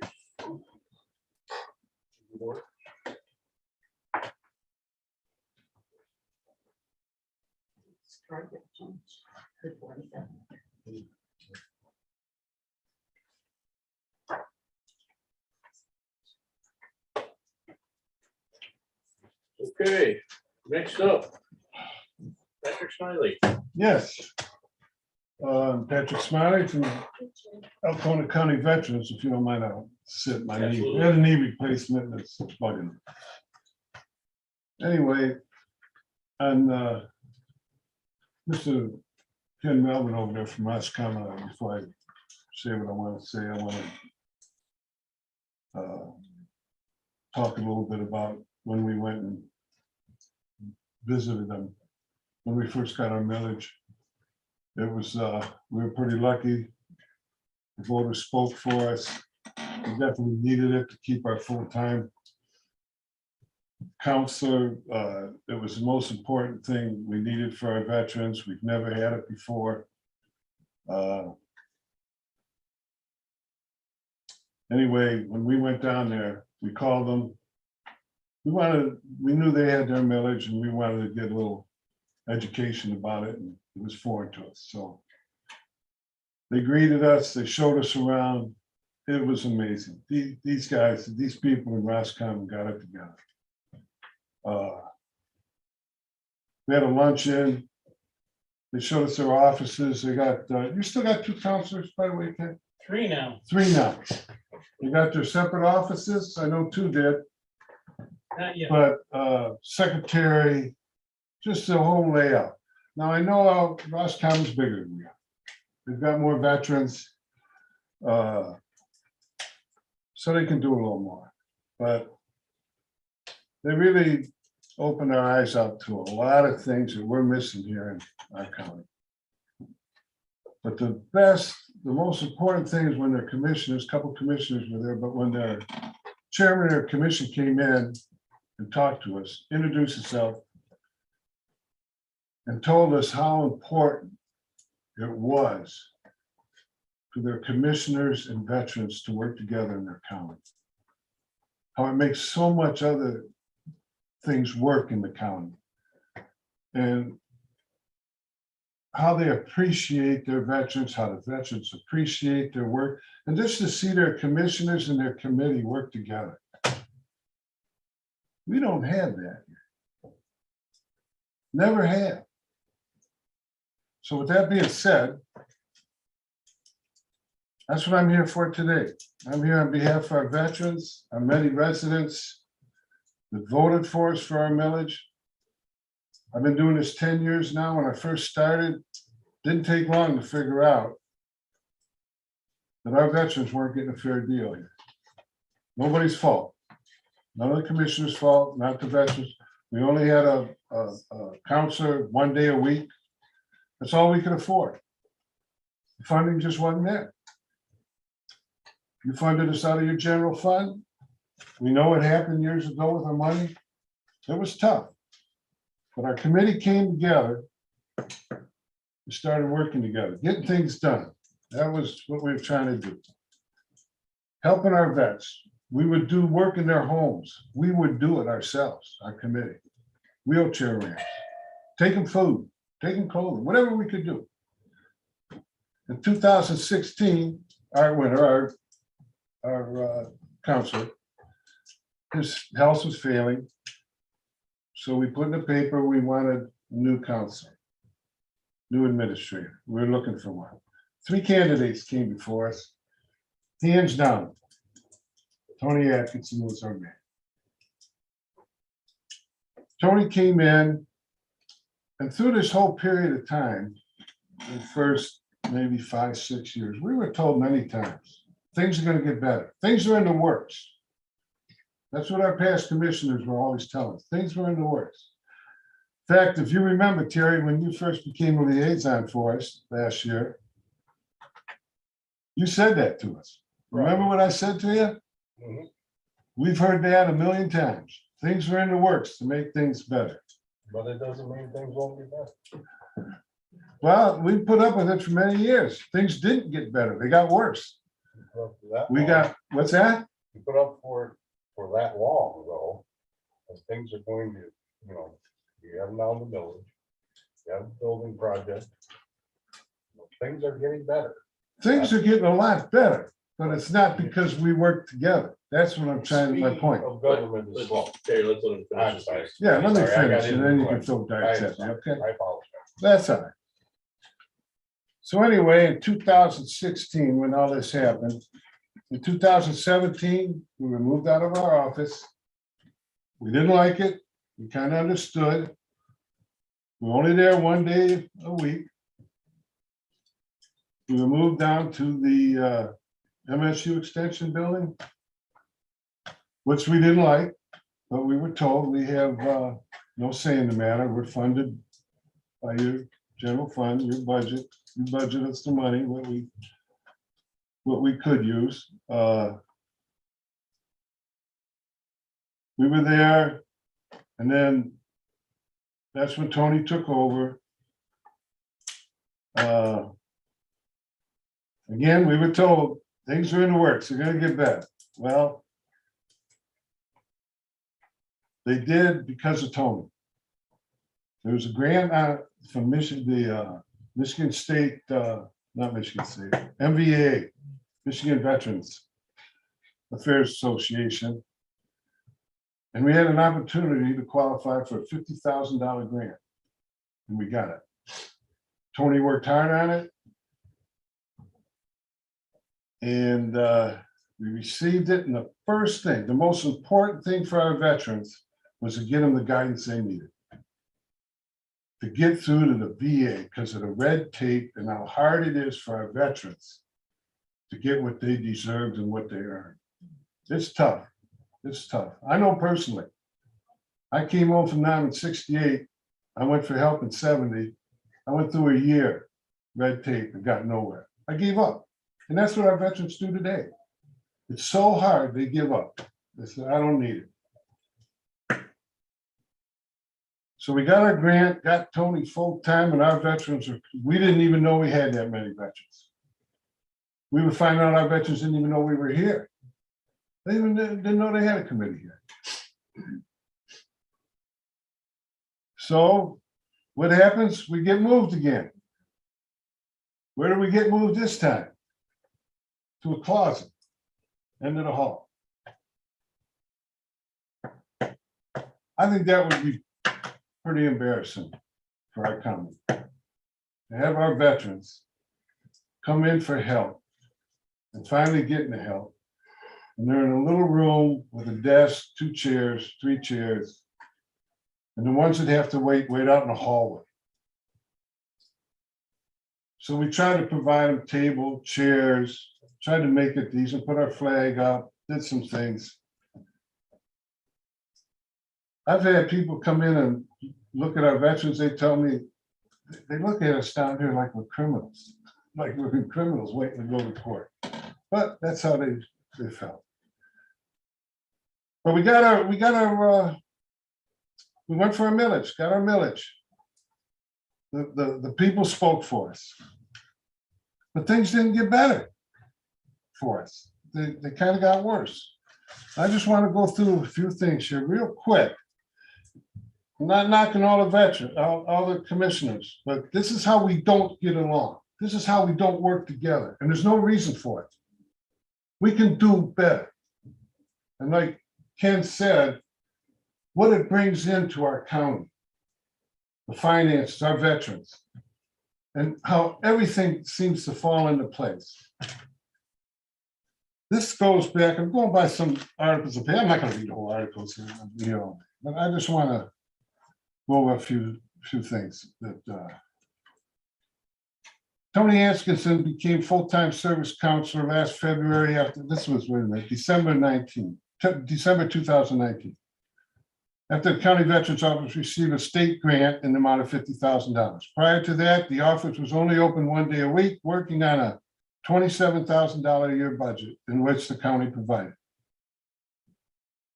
Having over 1,500 veterans in Alcona County working 1 day a week wasn't nearly enough time to get the job done. Smiley said, I don't remember that. But He explained that prior to this past year, Alcona County has never had a full-time counselor, and as a result, he felt veterans in the county have been shortchanged for years.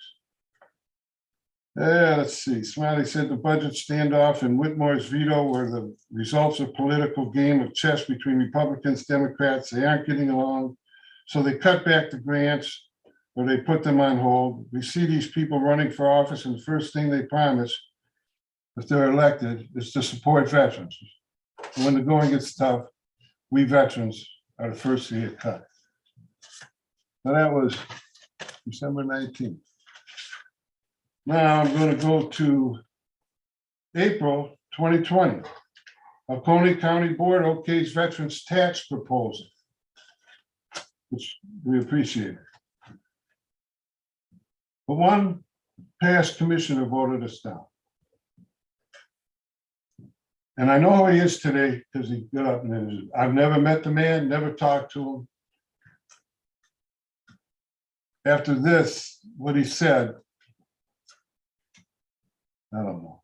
But anyway, his name is Winnock. Boy, he voiced his concern of government overreach, said veterans services are already funded at state and federal level. He said veterans are compensated for their service in the military and get benefits after they leave. That's now not a lie. I don't know who told him this. That's not true.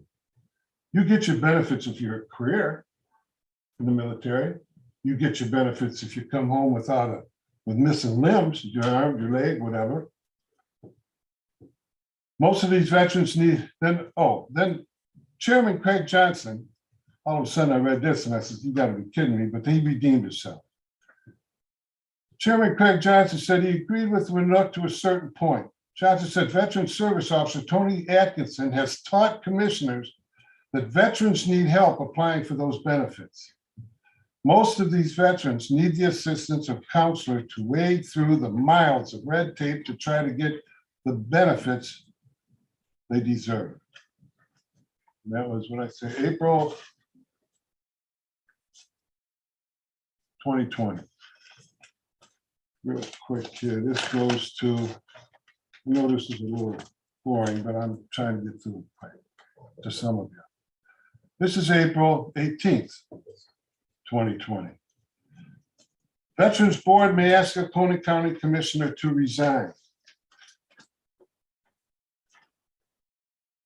In explaining his no vote, Winnock said veterans already receive services funded at the state and federal level and are compensated for their service in the military and get benefits after they leave. I got benefits. I get 10% now, 51 years later after I got home.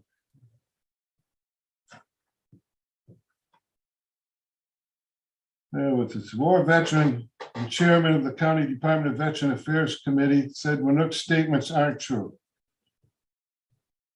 Smiley said the county is only able to add a full-time counselor to its Veterans Affairs just last year. Winnock said the Veterans Committee did not elect him commissioner, and he stood by his statements. Got to be true. Alcona County Veteran Affairs 6 millage. July 2020. Atkinson explained over the past 2 years, working 5 days a week, he has helped with well over 2,500 VA assistance requests in the county. Much of his time is spent making sure veterans and their families fill out the proper forms to receive their benefits. Smiley said the red tape and paperwork veterans must go through to get services is unconscionable. When I first applied, I already told you about me. Tony goes way beyond what he does in this office. On his own time, I've been with him on some of these rides. He goes at nighttime to veterans that can't get in there to help him. This guy's a gem. We're so lucky to have him. He really educated himself and does the job for our veterans. I have not had one complaint in this county about him. Many veterans called me at home, seen me at the American Legion, seen me at Chris Mart, and came up to me. Thank you for Tony. If it wasn't for Tony, I don't know where I'd be today. That's the kind of job, that's the kind of counselor and administrator we got here today. We should be very thankful that, and plus he does so much else for our county. So I'm gonna bypass that. I'm done with that, except one little thing here, but I'm not ready for it. So what we decided to do a year and a half ago is to get out of this dungeon we're in for an office. Our veterans deserve it, we deserve it, the county people that voted for us deserve it. We want something we can be proud of. So we started looking for property. Our main goal was to be centrally located in the county. Our veterans in Glenny, current area, it's a long way to come here for. It really is. So we want to be more centrally located. So first two places, we were looking at Barton City, the village of Lincoln. When we came before you folks last December, you called Tony and I in, you wanted to question us. We didn't, oh yeah, okay, we come in, give us a couple of questions. Out of nowhere, you made a motion because we wanted to give Tony a fair salary. He deserves it, he's earned it. We did our research. We checked out other counties, what they pay their administrator. And we wanted to be fair. We checked it out, see what they made, and we thought we gave Tony a fair raise. In my eyes, it should have been a little more. We came before you guys and you voted us down the first time. No reason, but you voted us down. That was pretty upsetting. I didn't know you had that control of our money. This is, we don't work out of your general fund no more. We're not financed from, we're not funded from you no more. You get that $27,000 back. I don't know what you do with it, but you get it back. Maybe you can give it to the Middle Township here. I don't know. But you don't have to fund us no more. Our residents spoke for us and they fund us, and you turned us down over $2,000 difference. So you had a special meeting a week or two later. We came in, we had a couple of veterans come in that Tony has helped and did the job for and speak. You changed the vote 3-1. One of you voted against us. Ma'am, you said something to me that really stuck to me and I didn't understand it. Maybe you can explain it to me. You made two comments. First one, you turned around, I was sitting right there, you looked right at Tony and I, and you said, I'm not voting against you, I'm voting no because of the method. Remember that? That's what you told us. But Beck, just Smiley, if I could just ask you, I mean, I don't really want to make this into a single and out commissioner here and trying to get a conversation with Carolyn going here. No, I'm not, I just want to know what this method is. Yeah. This is what I'm talking about. We So- don't get along. We don't Right. see eye to eye, and there's no reason for this. I understand how you feel that way, but it's not the whole board that's coming at you with this. I know it, but that's what she made the comment to us. Oh, okay. Yeah. Okay? Let me be heard on this. I'm not trying to run the lady down. I just want to know what this method is. I'm taking it. It's the way your method, the way you made your motion, the way your procedures are. I don't understand your methods. But if it's the method of your board, why vote us down? We're not making the mistake that you disagree with. Then there was another comment made. I gave the dimensions of the building we want to put on the property we're looking at. Comment was made, geez, that's awful small. Won't say who, the commissioner. And I said, well, she was right. It is small, but it's a mansion compared to what we've ever had before. these comments, these things, this shouldn't be going on. We should be working together. And I really like these guys to go to Roscommon and see what they do. It's amazing. But anyway, you told us at that meeting, you brought up the fact that you didn't know nothing about us purchasing property or a building for a new office. Right? That was December 21st. December 29th, right in there. That's what you told us. This is our minutes from our meetings. And I'm going to go back to October 2020, a year and a half ago. And I'm just cutting it short best I can. Chairman Smiley has been in contact with Jim Berger to view the VFW Hall in Barton City as a place for our committee to use as an office. He will check with the Register of Deeds on the property. We would consider funds from the year 2020 to implement this venture. We want to make sure we do it right. Commissioner Dan Gothier was excused. Now, I don't know, when you're the liaison for your departments, your liaison, if you're excused, you're not there. Don't you get the minutes from the departments and go over them? You don't? Well, maybe you should. I passed.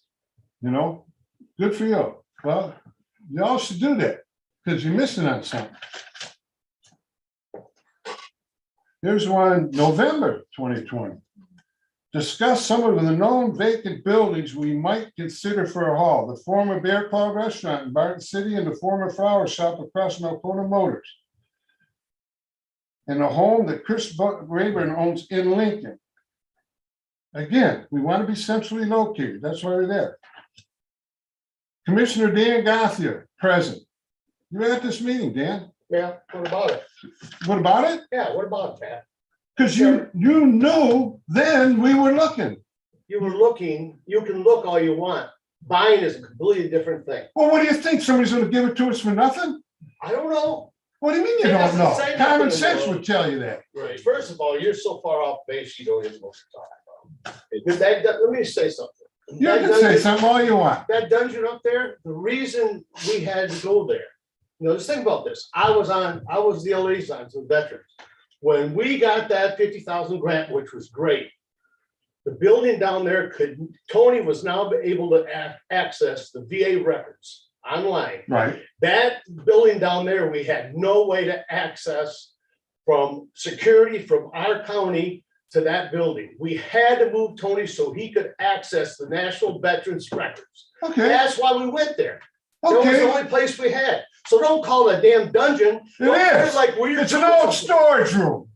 That's what all we No, it's had. an old storage room. We deserve better. Don't give me your crap, Dan. You don't give me yours. I'm not. I'm reading from what our minutes say. That minutes don't mean no. Well, all right. Well, the proof is here. No, it's not no proof. What is it? We got it. You said you didn't know. Well, let me go on here. Well, Wait, let me read this and I'll be done. I'll get out of here. I don't like to to. leave. I don't like doing this. I don't like being here. I'm just. But we're tired of being told no. We're tired of being pushed around. It's not necessary. So is the bottom line, Pat, that we're not moving fast enough to do? No, the bottom line is if you would have left us alone by now, we'd be up and running in Lincoln by next Can't month. buy nothing. No.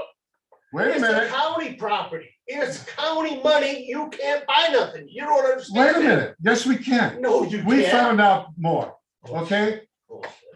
What's county property? It's county money. Your village is county money. We know that. And you can't buy something unless it's county property. No, it isn't. No, we don't. That's wrong. You're wrong. And we're going to prove it down the road because this is going to be challenged. Because we know your answer. But anyway, I think our residents should know some of this stuff. Harry Harvey, this is January 2021. Harry Harvey offered some information about possible properties that we may consider for new veterans office. Gary Becker has property in Lincoln. Eric Bates has a vacant lot in Lincoln. Outdoor store. He would contact Village Lincoln for additional information. Gary Davey has the old Bear Club restaurant. Well, that's gone. So We can also contact Dave in the Health Department to find out about septic locations, different properties. That's it. Terry Small, Commissioner Terry Small, present, but you guys didn't know. February 2021. Continued discussion on some of the properties we might consider in the future. Now, in May, that's when we talked to Dennis Cr2 the downtown developer of the village of Lincoln. We thought, what a perfect place for us to be. It's got, it's in the middle of the village. It's got things for our veterans to be. We're centrally located. Our veterans can do things. They go shopping, they go banking, they can do all sorts of stuff. And not only that, we're going to be part of the community. We want to be part of the community. They want us. They want us there. In fact, if you guys read the paper just the other day, the Alcona paper, when the assistant there, the governor, Dennis Crutland, shared that the DDA's World Development Grant should be finalized soon, and there are some parcels available for business to come, and including the possibility of Veterans Administration moving to a new building in town pending county approval. That's right. So the thing is this. All right, wait. Okay, go He ahead. said I can't do it, but we're gonna, don't worry, because you're gonna find out more. I'm not gonna disclose all that right now. But this is September 2021. We have discussed several times about trying to relocate the Veterans Office to get things started. Could we purchase, and the reason I'm jumping ahead because of COVID, what the heck? How would it be classified? Smiley in contact with Dennis Cr2, Chair of the Village Lincoln Downtown Development Authority. That was September. Small excused, you weren't at that meeting. October 2021, after Axton inquired the Alcona County Clerk's, Treasurer's, and Prosecuting Attorney Reichel's office, we now know that ACVAC, that's us, cannot purchase property on our own. To purchase must go through the Alcona County Board of Commissioners. Atkinson checked with several other counties' veterans office and found that it is not necessary for a veterans office to be located inside the county seat.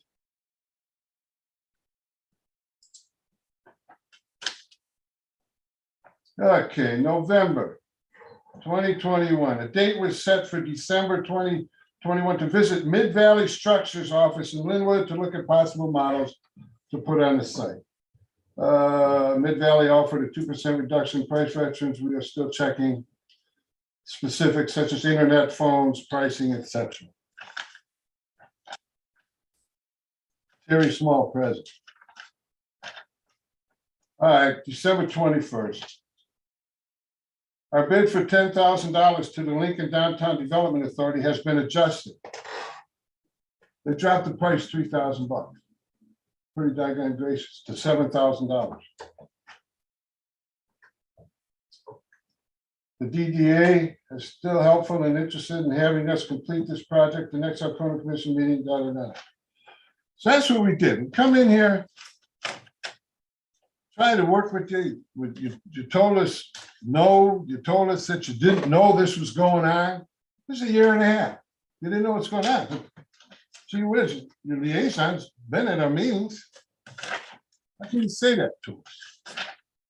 Now, this is from April 18th, 2018, from the Attorney General's office to Senator O'Brien and Representative Hoadley regarding questions about County Veterans Department.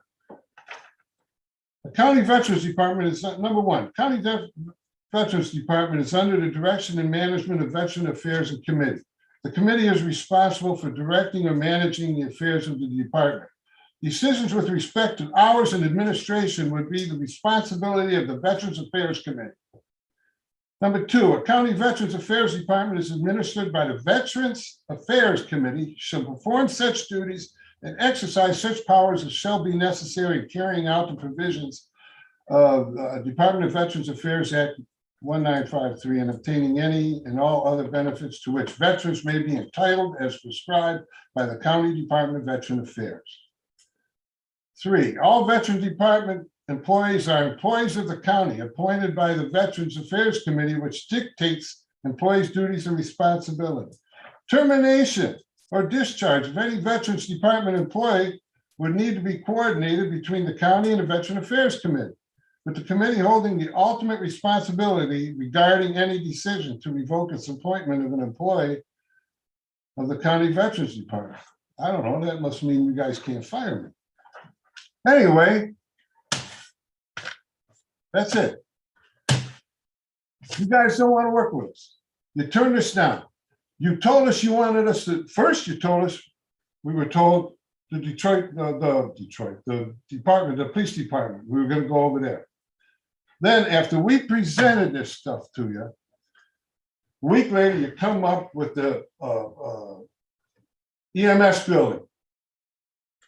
We had the decency 2-3 days later to meet with one of you, myself, Ken Hubbard, and Tony Atkinson, to go over things. We met up there, we walked through the place, looked at blueprints. Well, this is feasible, it's an idea. But after a couple of weeks and seeing what was going on, and I won't get into that, we decided that's not where we want to be. We want to be with our community. We want to be with our people. We want to be with our veterans, and our veterans, we talked to many of them, want to do this. They love the Lincoln idea. The people that voted for us loved it. The ones we talked to. The downtown development people, the businesses there, I talked to all of them. They love it. They want us to be there. I want to know, did you guys go down when we presented all this stuff? Did you talk to the downtown development people? Give us that? No, we didn't, because You didn't it's not, me personally didn't consider it a valid option, because it could be great right now while the Veterans Village exists, right? But you can't crystal ball this and decide, I don't, 7 years, what is it? I don't even know what it is. 4 years. So 4 years from now, it gets voted down. Right? What gets voted on? The Veterans Village. So now millage is 8 years. 8 years, whatever it is. Oh, I have well, responsibility- 8 years. I know. But I have another more than 4 responsibility for years. the future, to say if it gets voted down, now there's a property in Lincoln that is owned by Alcona County. Owned by the county. By the county, that we can't maintain because we don't have the property. It's already paid for. That there, that's not true. There's maintenance and everything that happens that goes along with that. There's furnaces, there's roofs, there's all that stuff. That's exactly what we're facing down at 23. Try not to get excited. So if things get that bad, if things get that bad, which I doubt they will, you sell it. You put the building for sale. But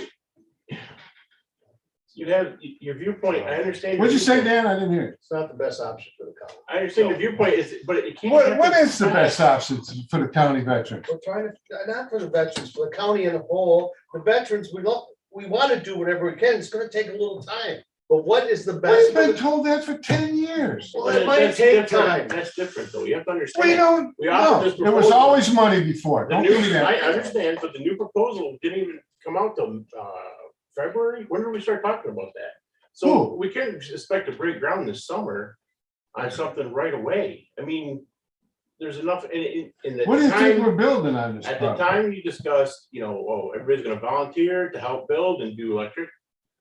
When it's owned by the county, it's all gotta be done by a contractor with insurance, blah, blah, blah. We It's know all that. gotta be red tape and everything else. We've been doing that.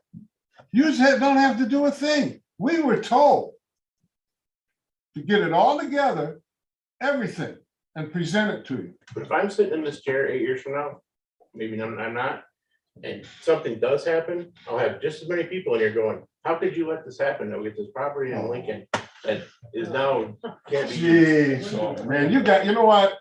That's what I'm saying. You don't hear a word us veterans say. No, You don't respect it. But you want everything to happen too fast. No, why do we've been working on it a year and a half. We're tired of it.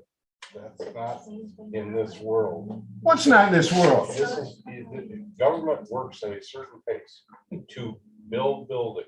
It takes time. it takes time because you don't do it. I'm sorry. I You don't get disagree the with you job there. done. I totally disagree with you. Well, It is I know you being disagree done. with It is me. being Right. done. I'm just, Okay. all right, I'm done. That's it. Okay, we'll do our next step. We'll do our next step. We'll do our next step. First, I'm gonna line this building up with our veterans. You're gonna listen to every one of them. They got a right to be heard. That's what we're gonna do. Listen, Because you don't so what support is it. the ultimate, what's your ultimate goal here? What's your timeline? You tell me right now. Timeline, What's your we don't timeline to have a make this happen? timeline now because of you guys. We don't know if you we're tell catching me the what- catch. No, listen, you have an agenda here, obviously. So what is your time? What would you like to see? What is your goal? What is your timeline? Do you want to have, when would you like to see the ground broke? Can we look at it? Summer? Tomorrow, Okay, today. right. But I can't now because of you guys. That's why we can't. My goal is to have an office, a place where our veterans can go with privacy, a place where they can meet other veterans, a place where it's a nice building to go to, and they'll respect, and it's something that our community can be proud of. Not this, what do I call it, a dungeon, whatever. Why don't you put your office in there, Dan? We'll use your office. You can have mine. How's that? Fine with me. Yeah, fine with you. No, really. You know, Pat, what you need to do, this is, if you did this, I would be really impressed. You need a set of blueprints that are stamped and sealed because it's a commercial building. We got them. Where? Well, I had them. They're at home now. Never seen them. You need to give us a budget. You need to give us a budget on how much it's gonna cost you a year so we can understand. We've got it. I've never seen a thing. You haven't seen a thing. We've talked about it. I've I've got the prices of the building. When we were here in December, I had it all. Listen, no, here, look, We're not getting. Don't tell me that. This atmosphere is not gonna solve problems right now. So look, I've offered in the past myself that we had a committee that we put together to look at trying to get something set up for not only you, but we have a problem with the property on 23 as well. So can we just continue that effort? What committee? Where's the committee at? I haven't seen none of it. I was hoping to be on it, but we don't know. We haven't met with anybody. Nobody. You got the easy part done talking about it. Let's do it. What's the holdup? Make a schedule. It's time. It's time. We can do it now for our veterans. Well, I'm done. I have a say. I'm going to go on from there. I'm not going to give up.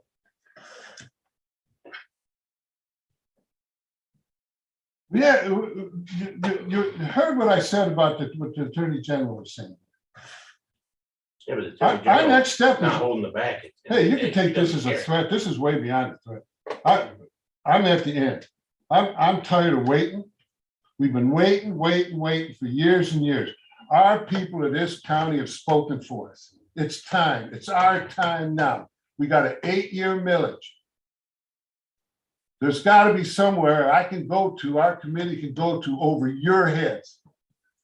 Don't tell me you guys work with us. It's not true. You sat right here in December and said you were going to come to our meetings. You were going to meet. I haven't seen you at meetings. I'm not trying to. Well, You got more important things to do. That's fine, but here's the thing. It doesn't happen. You can't make this happen in months. It doesn't work that way. We've already been working on it a year and a half. But A year and a half that's in the garbage can right now. I understand. Year and a Because half. you don't want us where we want to be. Can move on. Yeah, move on. I told you I was done. You're the ones keep coming up with air. No, I want to set a schedule. We got a committee, appoint you to the committee as well. What do you want to meet? What's our first meeting? Let's move towards a solution instead of just end this Well, with everybody yeah, okay. angry. You tell me. We got a special meeting. No, I can't do that day. Let's do, where we at? I can't do the 25th morning. I can do afternoon. Is first week of May too late? Right. I don't know what we're gonna do because you're against us. See, that's not the thing here, Pat. We're not against you. Well, I'm not against you. Dan just said that we Well, cannot purchase property people- with the money. people And get yes, we excited can. When they But it's get, gotta be county approval and it's gotta be. It's best gotta for the be county. your approval. Right. So why don't you approve it? What's your Because problem? we don't agree with Lincoln. What do you agree with? We don't agree. It's the Why? best side. Tell me why. Tell me why you don't that's agree why with we it. need to get together as a committee. This is. really- It's such this- a this positive, forum- no, wait, tell me why you don't agree. You Because don't we- agree? Because we have other we have MSU that we're gonna lose down here. We might have to fit 3 other people in this whole building. So it's just not gonna be veterans. You guys gotta work with the county. Maybe it's gonna help. Oh, you wanna something. take our veterans' money and build buildings I'm for not other taking your departments? veterans' money. Listen, Well, what are you talking, what building? Are you gonna build this building? Pat, we got it. I'll tell you what, you wanna build it over there off 23, wherever you wanna build, you build it with your money, not ours. We agree to meet with us first week of May? Yes, Meet, I will. or whoever, you know, Yes, I will. let's make it. May 2nd. Let's make it the 4th. Let's make it 3 o'clock. Okay with everybody? You okay with 3 o'clock and 4 p.m.? What day? May 4th, 3 p.m. What day is it? Wednesday. Wednesday at 4? 3. Can it be at 2? No, it's a meeting. Is that a meeting day? My bad, it's a meeting. How about Thursday? Thursday, can it be as late as day as you can make it? 3 o'clock? Right. Thursday at 3. May. That's what, the 5th? Yep. Yeah. If I may ask, this room's spoken for, I think, on that. So we don't have to meet here. We can meet in we got other other places to meet. There's only gonna be what, 4 people? It's not official, it's not gonna have other commissioners, gonna be 2 tops and then your board or whoever wants to show up. So let's, instead of everybody sitting here shouting at each other, let's make a plan the right way. Set that meeting for May 5th at 3, or May 3rd, sorry, my bad, at 3 p.m.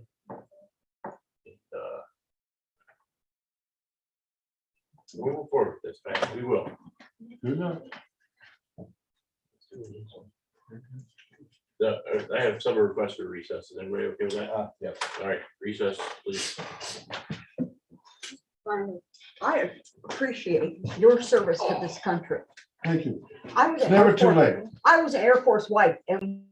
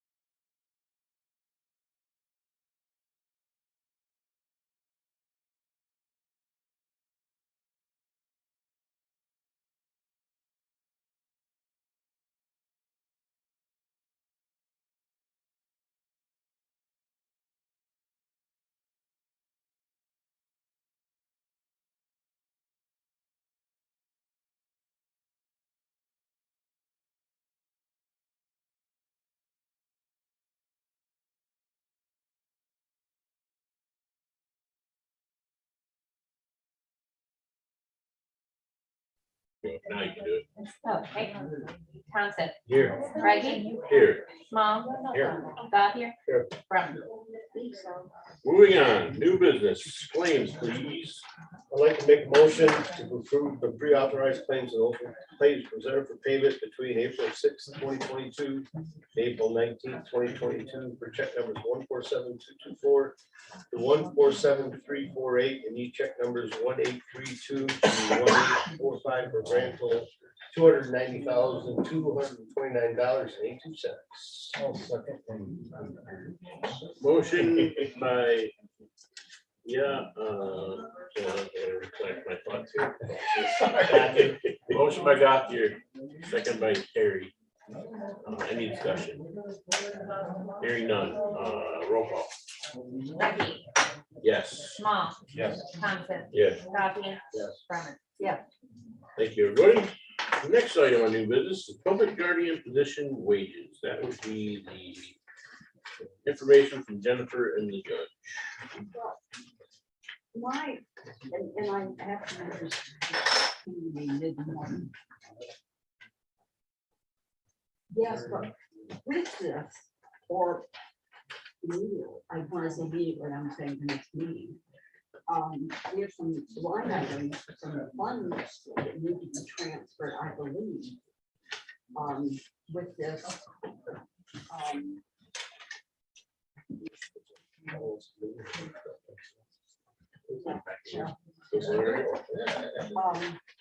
There are some funds that need to accompany, fund transfers that need to accompany this.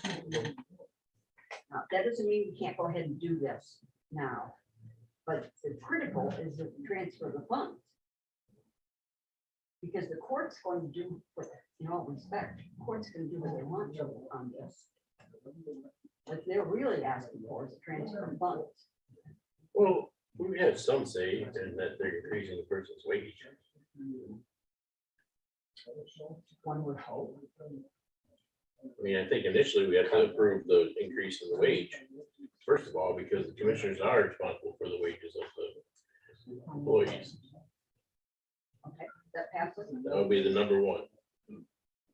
In my mind, I could be wrong. Okay, no, Correct me, no. please find out.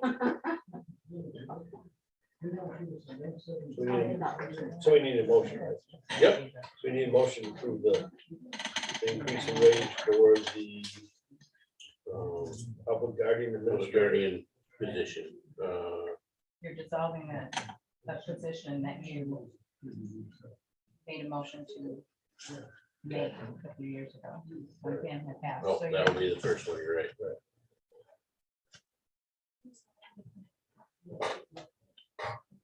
So first motion has to be, Okay, so the first motion is just to dissolve the public guardian administrator position.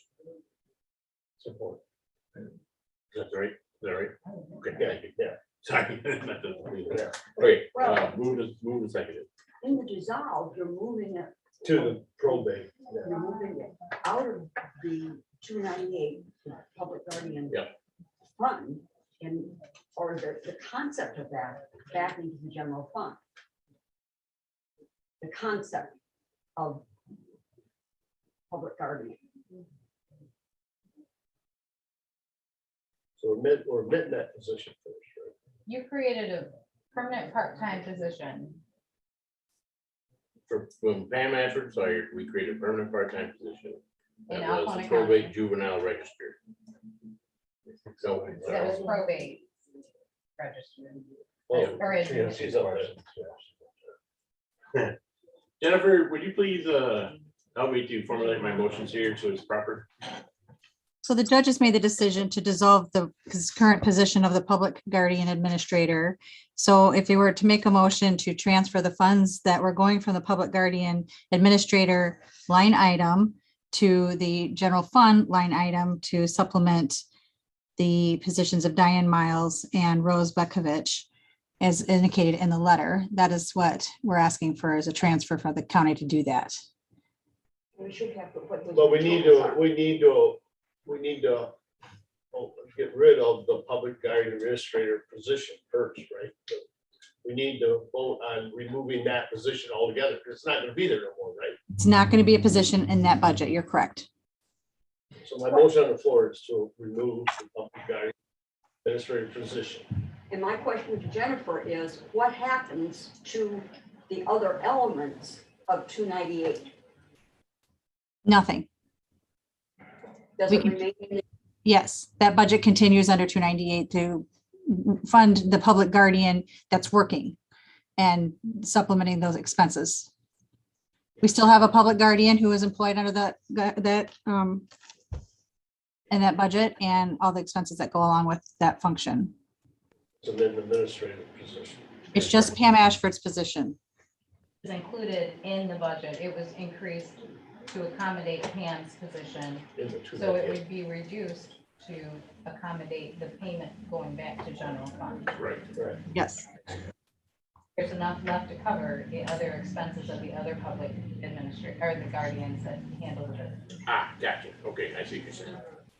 So we're gonna take that line item is gonna go back to general fund and then it has to go back over to, okay. But the motion right now is dissolve the position of public guardian administrator. And we'll second the guardian. Okay. May I ask a question? Could that motion be to eliminate that position in the 298 budget? Position. It's still going to exist, but just 101, I think. No, they're just taking the funds from that position Yeah. and adding it to two different positions, adding the Right. duties to two positions Right. and splitting the amount that was budgeted. You won't have a public guardian administrator anymore. Those duties are the other two positions. Right. And not in that budget, correct? Those functions will be handled by the probate office. Well, there's no reason to have a public guardian administrator anymore. No, there's not. So that's the first motion. Okay. Any other I don't discussion? know. What do you got? What do you think? No, I'm writing it down. trying to Okay. get what everybody's saying. I don't think it. Well, yeah, it's a limited, let's roll call it. Brumman, Yes. Reggie, Yes. Small, Yeah. Thompson, Yes. Gothier. Yes. I would like to make a motion that we transfer $3,000 from the 298 budget, move it to the line, to the 101, 130 budget, and 1,800 from the 298 to the 101, 130 for Diane Miles and the Rose Buckovich. And what about the transfer, the 367.20? Oh, yeah, and then the 367 needs to be transferred from the 298 to the 101, 130 for FICA. If I may suggest or ask that the figure of 368, Yeah. do not deal with cents. Yeah, on that 368. transfer. Yes. So I made that motion. No, I read the. I will second that. Good, come back Did you get a here. second on that one?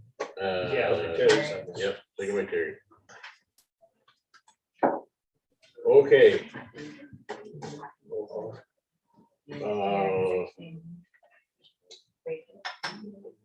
I had something to say about this one. I don't remember what it is. Give me 2 seconds. Nah, I don't remember. Can I ask when will this become effective? Yeah, it would be effective. They want it. Yeah, well, They're asking for a pay period beginning 3/28 to April 10th.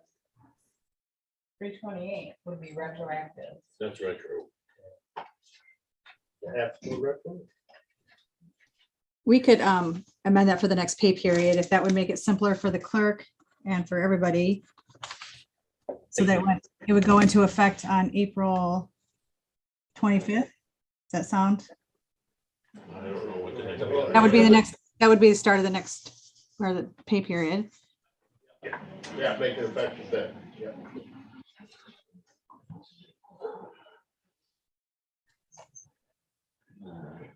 Okay. Any discussion?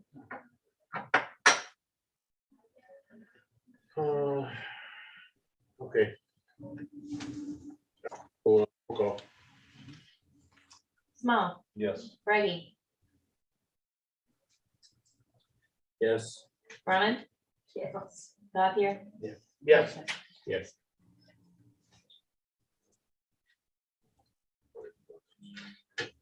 The letter gets scanned when it's sent to finance. When it goes to finance. The letter, that letter gets scanned. Scan and go to finance, yeah.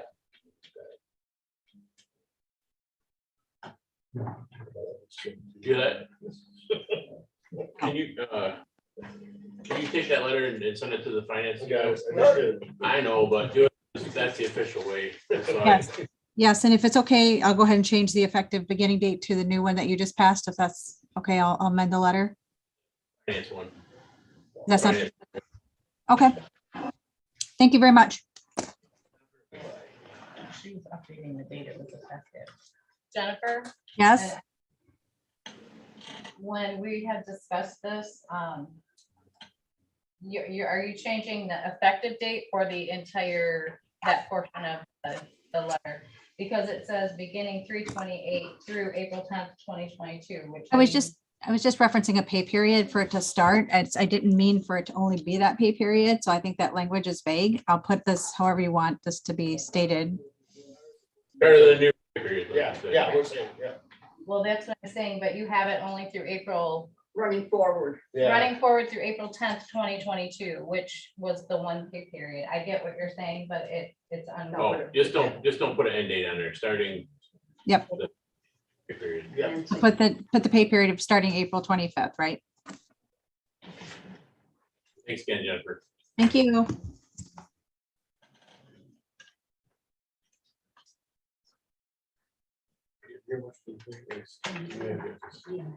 Yeah.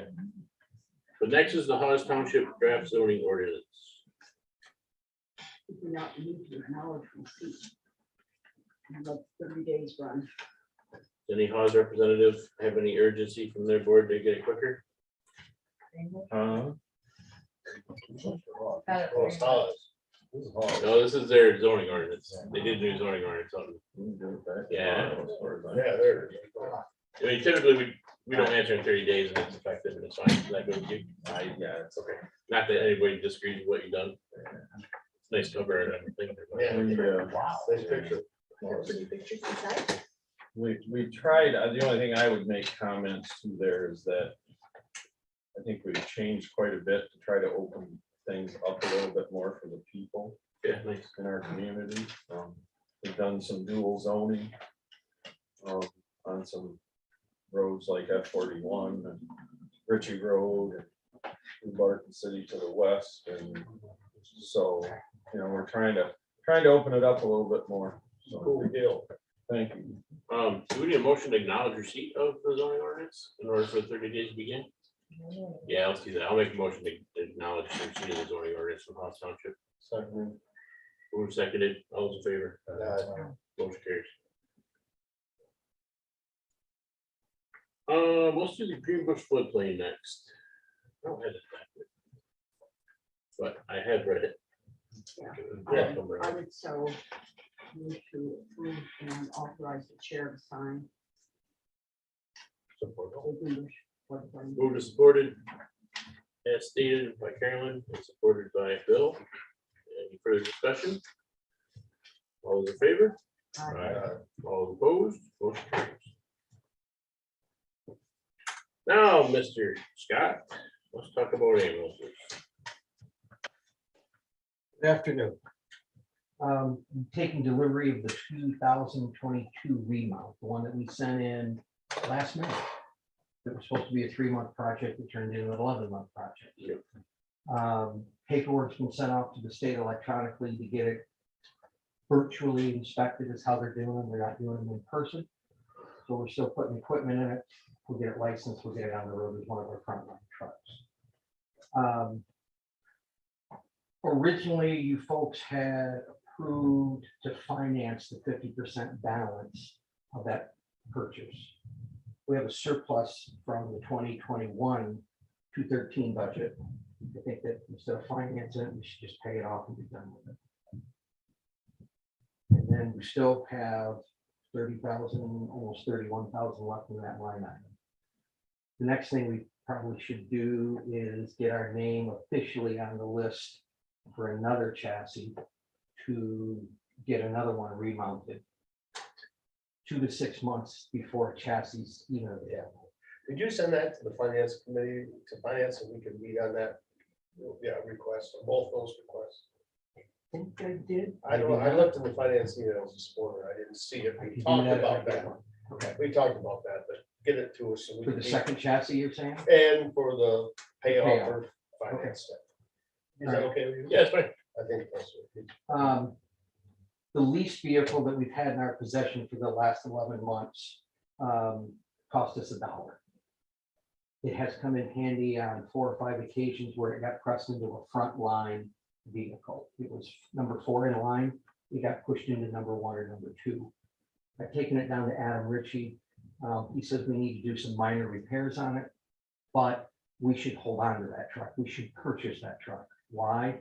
Because when we send a truck in for remount, it's gone, I don't want to say 3 to 11 months, but anything's possible. We're down to 3 trucks. And I think as we rotate trucks through to be remounted, we need that leased vehicle that we've had in our possession to complement our fleet of always keeping it at 4, so that we don't run into that problem, because there was 4 or 5 times, if we didn't have it, we would have had 1 truck.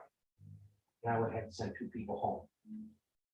There were times where we took 1 truck out of this repair shop, brought it back, put it into service, and a couple hours later, took another truck, sent it to another repair shop. Right now, with the 3 vehicles that we have, our 3 vehicles have about 630,000 miles on 3 trucks. We're putting 100,000 miles a year on our 2 frontline ambulances, between Sitting Point, going to scenes calls, and going to the hospital. So it's 100,000 miles a year we're putting on trucks. Yeah. Can you put the numbers together on that lease vehicle, what it is? They're asking $26,000 for it. It's a 2010. It's got a Chevy chassis. It's a G4500.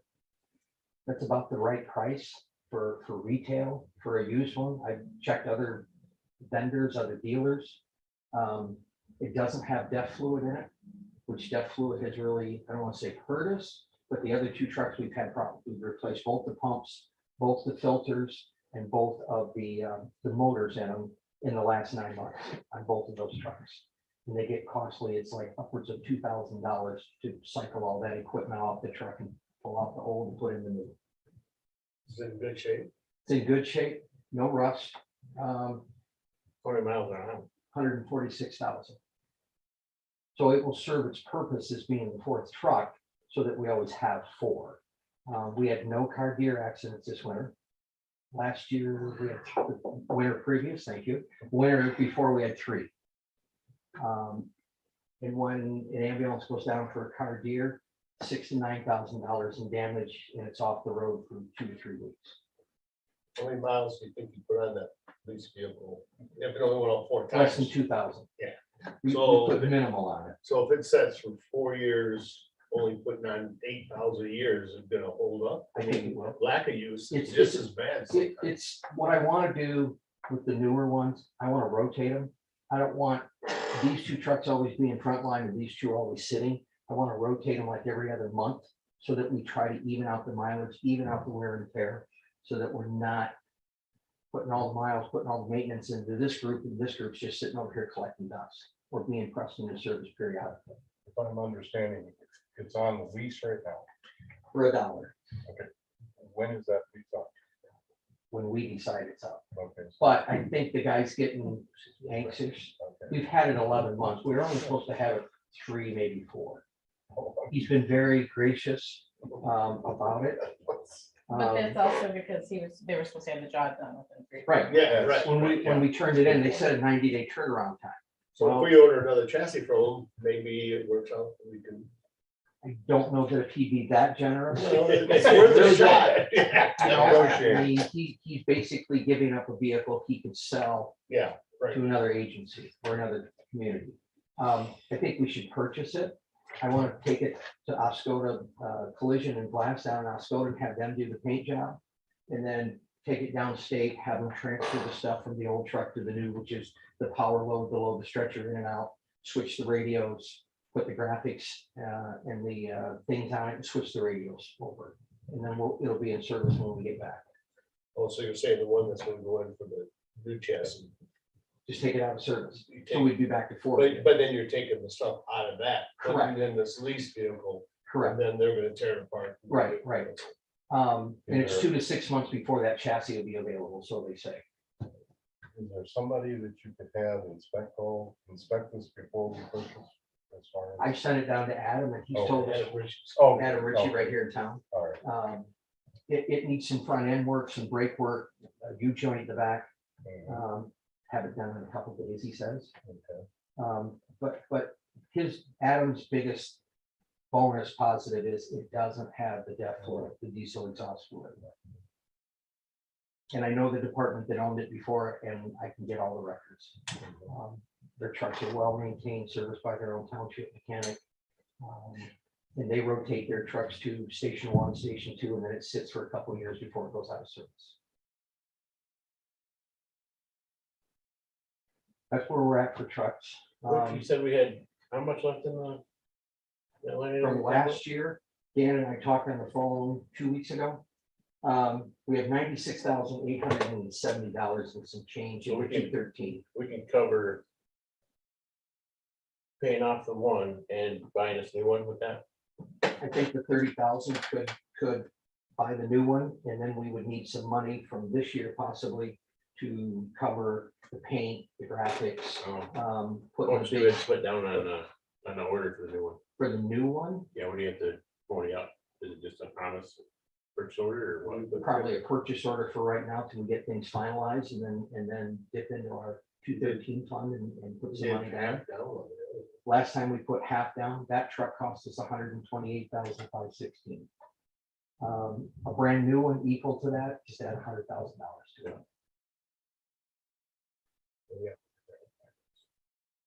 Yeah, so we'll make a finance meeting. Okay. Then, what is this time sensitive? They need answers right away. What are we looking at? I told him that decision may or may not be made today, that it might have to go through finance and come up with channels. One more thing, if I could echo what the sheriff said. I know we've been in negotiations, mediation for the last 5+ months. Our people are in the same boat. That defined contribution.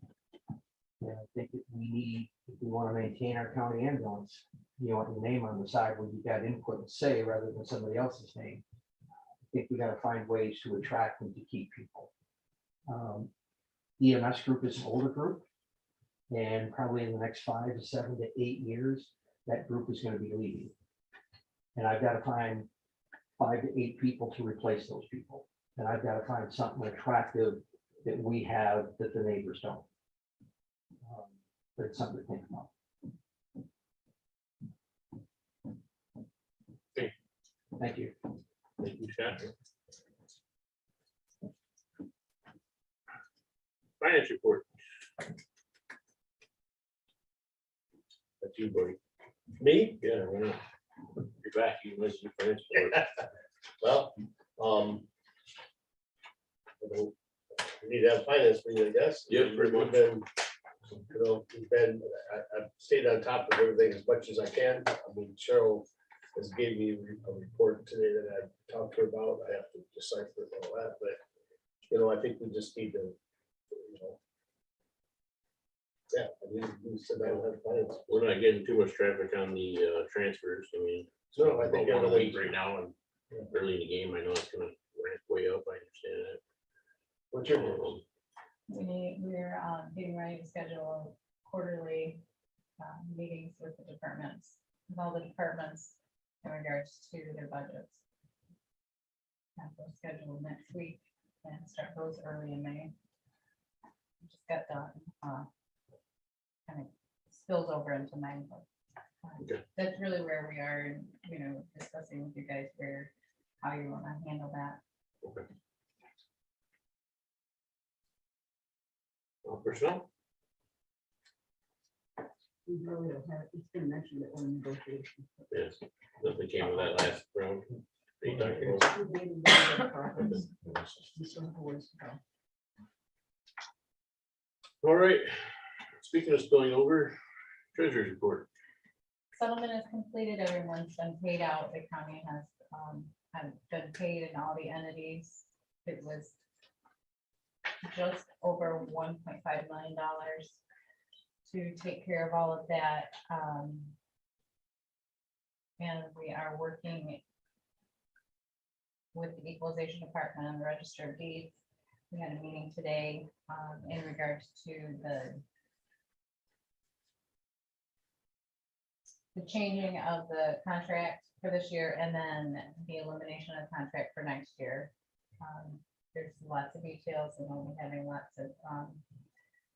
we'll be having some meetings with the townships in regards to what needs to be done, what's expected, and what we're gonna have to require here in order to get the proper information and things, the processes down, and it'll be just a learning curve for everybody.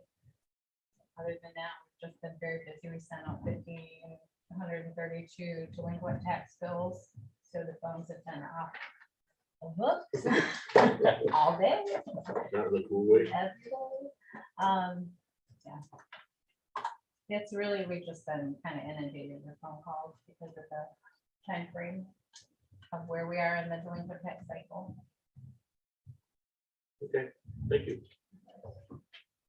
Clerk's report. We are very busy prepping for elections. The filing deadline for candidates for partisan and nonpartisan offices ended at 4 p.m. yesterday for the August primary and for all regular and partial term offices. Stephanie, the clerk, is holding another meeting with the new township clerks regarding elections and procedures. So more information on that. It's 5 o'clock tomorrow, right here in the commissioner's room. So she's holding that. I already mentioned earlier that Tony Rajanovich and Debbie Rochester will be here on the 27th at 1:30 to present. They want to go over all of our MERS benefits, talk about defined contribution, defined benefit, different options for employees who do have contribution that might be able to maneuver, their plan to make it more feasible for them, and just what the county has, to look at for different options with that. I'd like to send out, he's supposed to send me some documentation to send out an invitation to all county employees for that. I'd like as many people from the county to come to it so that they can learn and understand each benefit that we offer and what entails and finance behind it. More education, the better. So we can figure out all the questions that are floating out there about MERS and our retirement. We're trying to hold it this room. Yeah. He's at 1:30. I do see something else is on the calendar in here. But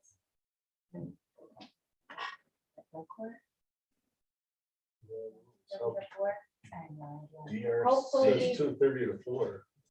Hopefully an hour will be good. I didn't see that up there when I scheduled this. So. You may have a larger following with being retirement. You might want to see if the courtroom is open. Oh, yeah, we could do it in the courtroom. Yeah. Something's there, I can't remember. Looks like DNC. It's DRC, I think it's your court.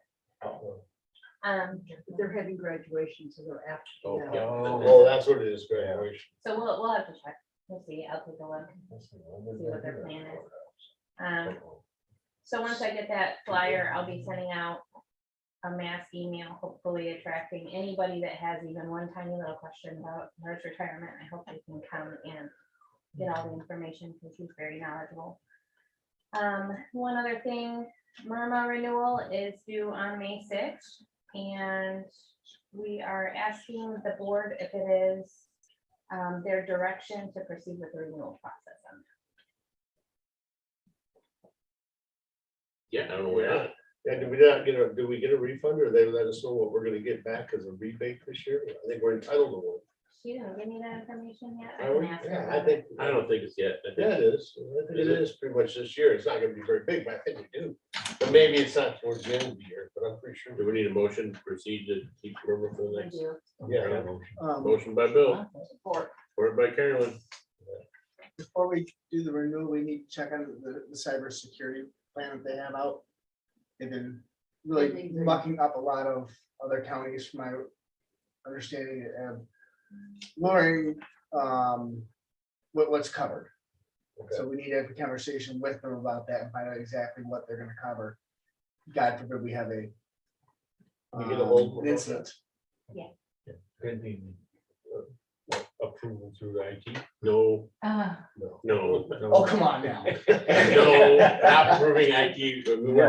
Chances are we're going with it either way, but we'd like to know what the coverage is. Yes, At please. this point, it would be very difficult to start over and start something new.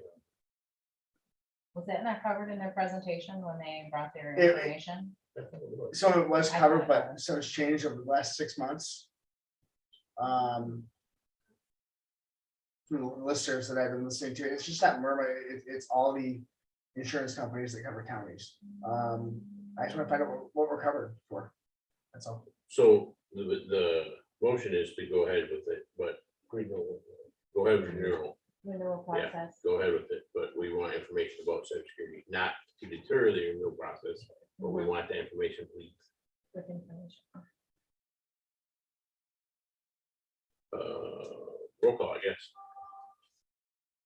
Mom, Yes. Reggie, Yes. Gothier, Yes. Brumman, Yes. Thompson. Yes. Anything else, Trina? That's it. So communications in your packet. Read at your leisure. Terry, what do you got for committee reports? I'm going to keep mine very short. Okay.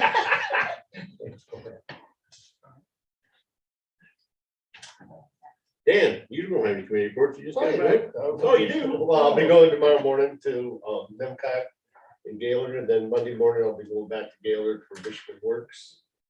So I'll definitely have some reports coming, but that's the two that are scheduled right now. Okay, how about you, Bill?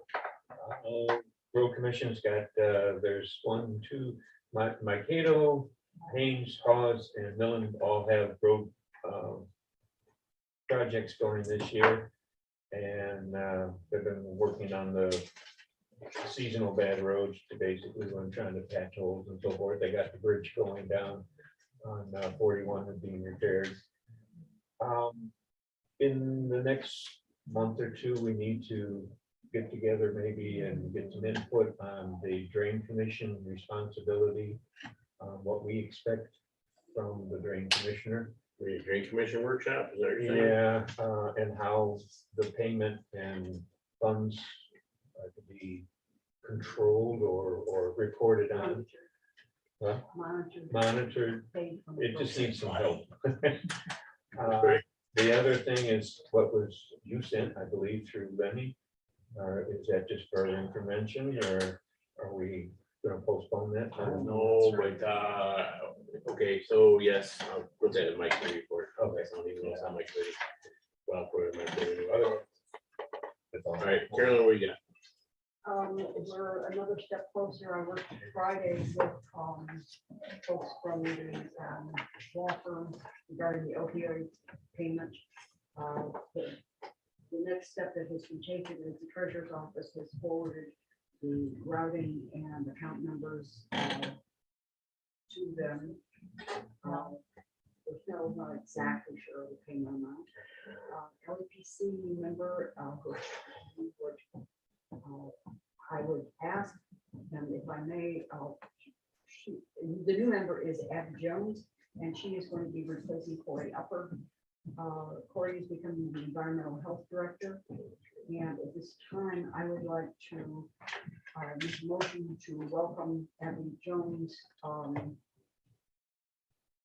the LEPC board. We do not approve the placement of those members, but I think it would be nice to have a motion to welcome her to that board, and I would so move. Second. Who was seconded? Any further discussion? All those in favor? Aye. All Opposed, motion carries. Thank you. Going on, LSPT meeting, options for Homeland Security dollars, upgrading the EOC, new computers and ambulances, smart boards, communication for school buses. County cow, you gotta love that. It's computers on wheels, and it's through AT&T. It's now being approved for governmental use. Our August meeting will be August 11th at the fair on Thursday at 12:30. We've been doing it at the fair in August for 5 years. Yeah, 5+ years, I'm sure. Continuing to work with NIFSM regarding securing the names for the autopsies. 211 executive board meeting, approved an MOU with St. Clair County. We are in the process of reviving the staff handbook as well as the bylaws for 211 Northeast Michigan. And I continue to review and approve all invoices for 211. And then I'm sure, hopefully I've done something else constructive. But that's all. Okay, thank you, Carolyn. Lenny Avery from the ACCOA reached out to me yesterday, or I'm sorry, Monday. Wanting to know if the commissioners would have a letter of support for his project. Well, he sent a letter, I copied you on it.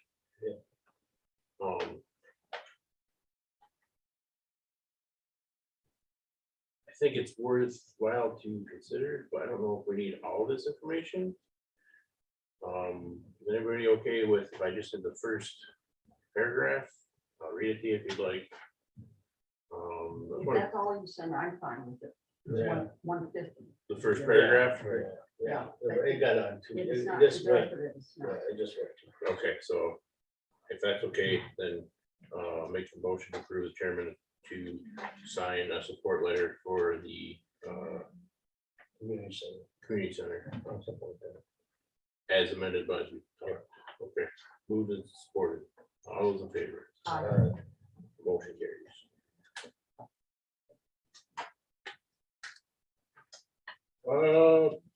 Public comment, please. 5 minutes. Okay, I was gonna, Jerry Klingberg from Harrisville Township. So I'm gonna skip my thing, but I think it's important because it sounds like some of the corporations, like, okay, I'm gonna get jumbled up, but is it the MEDC, Michigan Economic Development Corporation? Is that the guy that's, what's his name, Cr2 EDC. Right, but is it the corporation? That's the DDA for the Village city of of Lincoln. Does the Village. MEDC operate here? No. And then have you investigated Moonetics? Because what I'm seeing is a trend where things are maybe getting approved and not really investigated. Like the FEMA thing. And this Moonetics, they've been working here for 2 years, right? And then those guys, that guy and that guy, they were here to present something else before. But they're here to present another thing. What I'm saying is some of it might be beneficial, but some of it might need more research. Like, is this, I mean, because after all, the part that a lot of people don't understand is they, whoever they is, they're after our data. They're after our data. And sometimes these companies aren't in our best interest. Sometimes they may have a tie to something else and it doesn't look like it on the surface, but it needs investigating. You know, sometimes there's a benefit and sometimes it's not. And I understand, it doesn't seem like you guys have a lot of time to do that. So I don't know who's going to research, but I mean, there needs to be some research. So all that stuff kind of ties in. It just seems so wacky. And it's hard to understand. While you are enjoying wins of mask mandates lifting, our supermarkets, train stations, airports, and agencies are getting fitted for ID machines to enter. I don't know if there's been any proposals for this stuff. So I would just like for you guys to look at the spending for ID machines that have been proposed to the county. Have there been any proposals for this type of ID to enter establishment, shops, and agencies? I ask that you please research every corporation you contract with for the county, and please ensure that our data, that the data for our county and all of her people are safe and secure. So some of these things, you can't just be like, I'm gonna sign up, here's the money. You have a sales pitch every single time we come in here, there's a sales pitch. Somebody from Lansing, somebody, those guys, they're still here. They were here last time presenting something else. So just because there's a sales pitch doesn't mean we have to sign up for it. And how much does it all cost? Because if it's costing too much money, maybe there is money for this guy or this other person that needed this, or maybe the $17,000, defibrillator or whatever. Maybe there's money for that if we don't buy everything that's getting pitched. Or like the company before that came and they wanted to map out the entire building. I mean, what is the risk of that? I mean, it sounds like sketchy. Do we need it? Do we need that? This building's fine. We're here. We breathe the air. We just need some paint. You know what I mean? Do we need the whole thing like mapped out? I don't know. I don't think we do. How much does that cost? And sometimes I wonder, who's getting a kickback? What's the benefit? Is there any of that BS going on? I hope not. I hope not. I hope nobody finds anything like that. But we don't have to sign up for everything that's being presented. Why are you laughing at? Oh, I'm fine. When you say kickback, I'll talk to you after. I hope not. I'm just saying, I've seen things that are sketchy in other municipalities, and I hope it's not happening. Because we don't, I mean, the quickness in which things get signed, like okayed sometimes is like, what? We're not gonna discuss this, or wait, how much did it cost? Or how much does it? Do we need a review of these things? Because maybe we need to review some of the costs of them. And then buy it, or maybe buy a different company. And also somebody mentioned something about, the sheriff. We can recruit from other places. If nobody wants to work from here, maybe we can get somebody like from another state to move here and be like a sheriff. Or, look outside of like things that we normally do, maybe for the most part. Anyways, I was just gonna briefly discuss like the way our local lawmaking happens is in our state constitution. Oh, some of the stuff that really bothers me. I really wanted to talk about a lieutenant colonel that is currently fighting for her religious freedom in the military. And I would like everyone to have this on their radar. Christians are not allowed the same exemptions that so many other religions are granted. So she will be fighting for all of us, and we need to pray for her. Christians do not want aborted fetal cells through the administration of vaccination, but all religious freedoms should be considered, not just vaccinations. And that's our First Amendment rights, and it's not okay. It's like that sign on the door. That's like, it's discrimination. You can't tell somebody, and that's what's coming. What's coming is, oh, we need you to have an ID. I think they like stopped, but they're like, no, you don't have to wear a mask right now. They're getting us all like okay with everything, and then the next thing's coming. So an ID to enter a building, like what? Because that one, I don't even know what company does that one. What company does the one that nobody knows? The one that if you enter. I can talk about you after. It's in-house. There's not a company. We do This it. one? So, but like the login and all that stuff. That's all here. In-house, it's all done. Sorry. We don't hire Not companies. outside, so the data doesn't get transferred No, anywhere? correct. Well, that's good. I mean, these are the things we've been worried about. I mean, like our data, our safety, our security, money we can come up with, but maybe review some things. I don't know. And I would think you guys do a good job, and I know it's really hard. Like this stuff, it seems hard. So I don't know who's gonna do research, but maybe on the extra time that you do have. So that's it. It was a bit longer, so I'll That's all right. just put Thank you. some stuff about things. Anyone else? I do, Okay. sorry. Oh, go ahead. Yes, please. Carolyn, I did not, I got this information, I had sent you an email, I don't have a fund, and it says in here that it needs to be segregated from the other local funds. I don't have the fund number, I had sent you an email in regards to that. And I said I will. I did not get an email back today. I haven't been in my office long enough to put an email Okay, together. I sent you back something, I think last night. And said I will, yes, I know, I will look it up again, I'll research it and get it back to you as soon as I'm able to. Were you able to do that? Not yet, no. Okay, so I was in a meeting this morning I and was at the same meeting. Okay, I just wanted to make sure because I'm not sending this because I have to open a new bank account and in order to be comfortable doing that, I need to know what we're doing with moving forward. I'm more than happy to do it, but I need to know a little bit more information. I'm gone almost all day tomorrow. And then will it I'm take gone you address Friday it? night. Then we'll address it next time, right? Okay.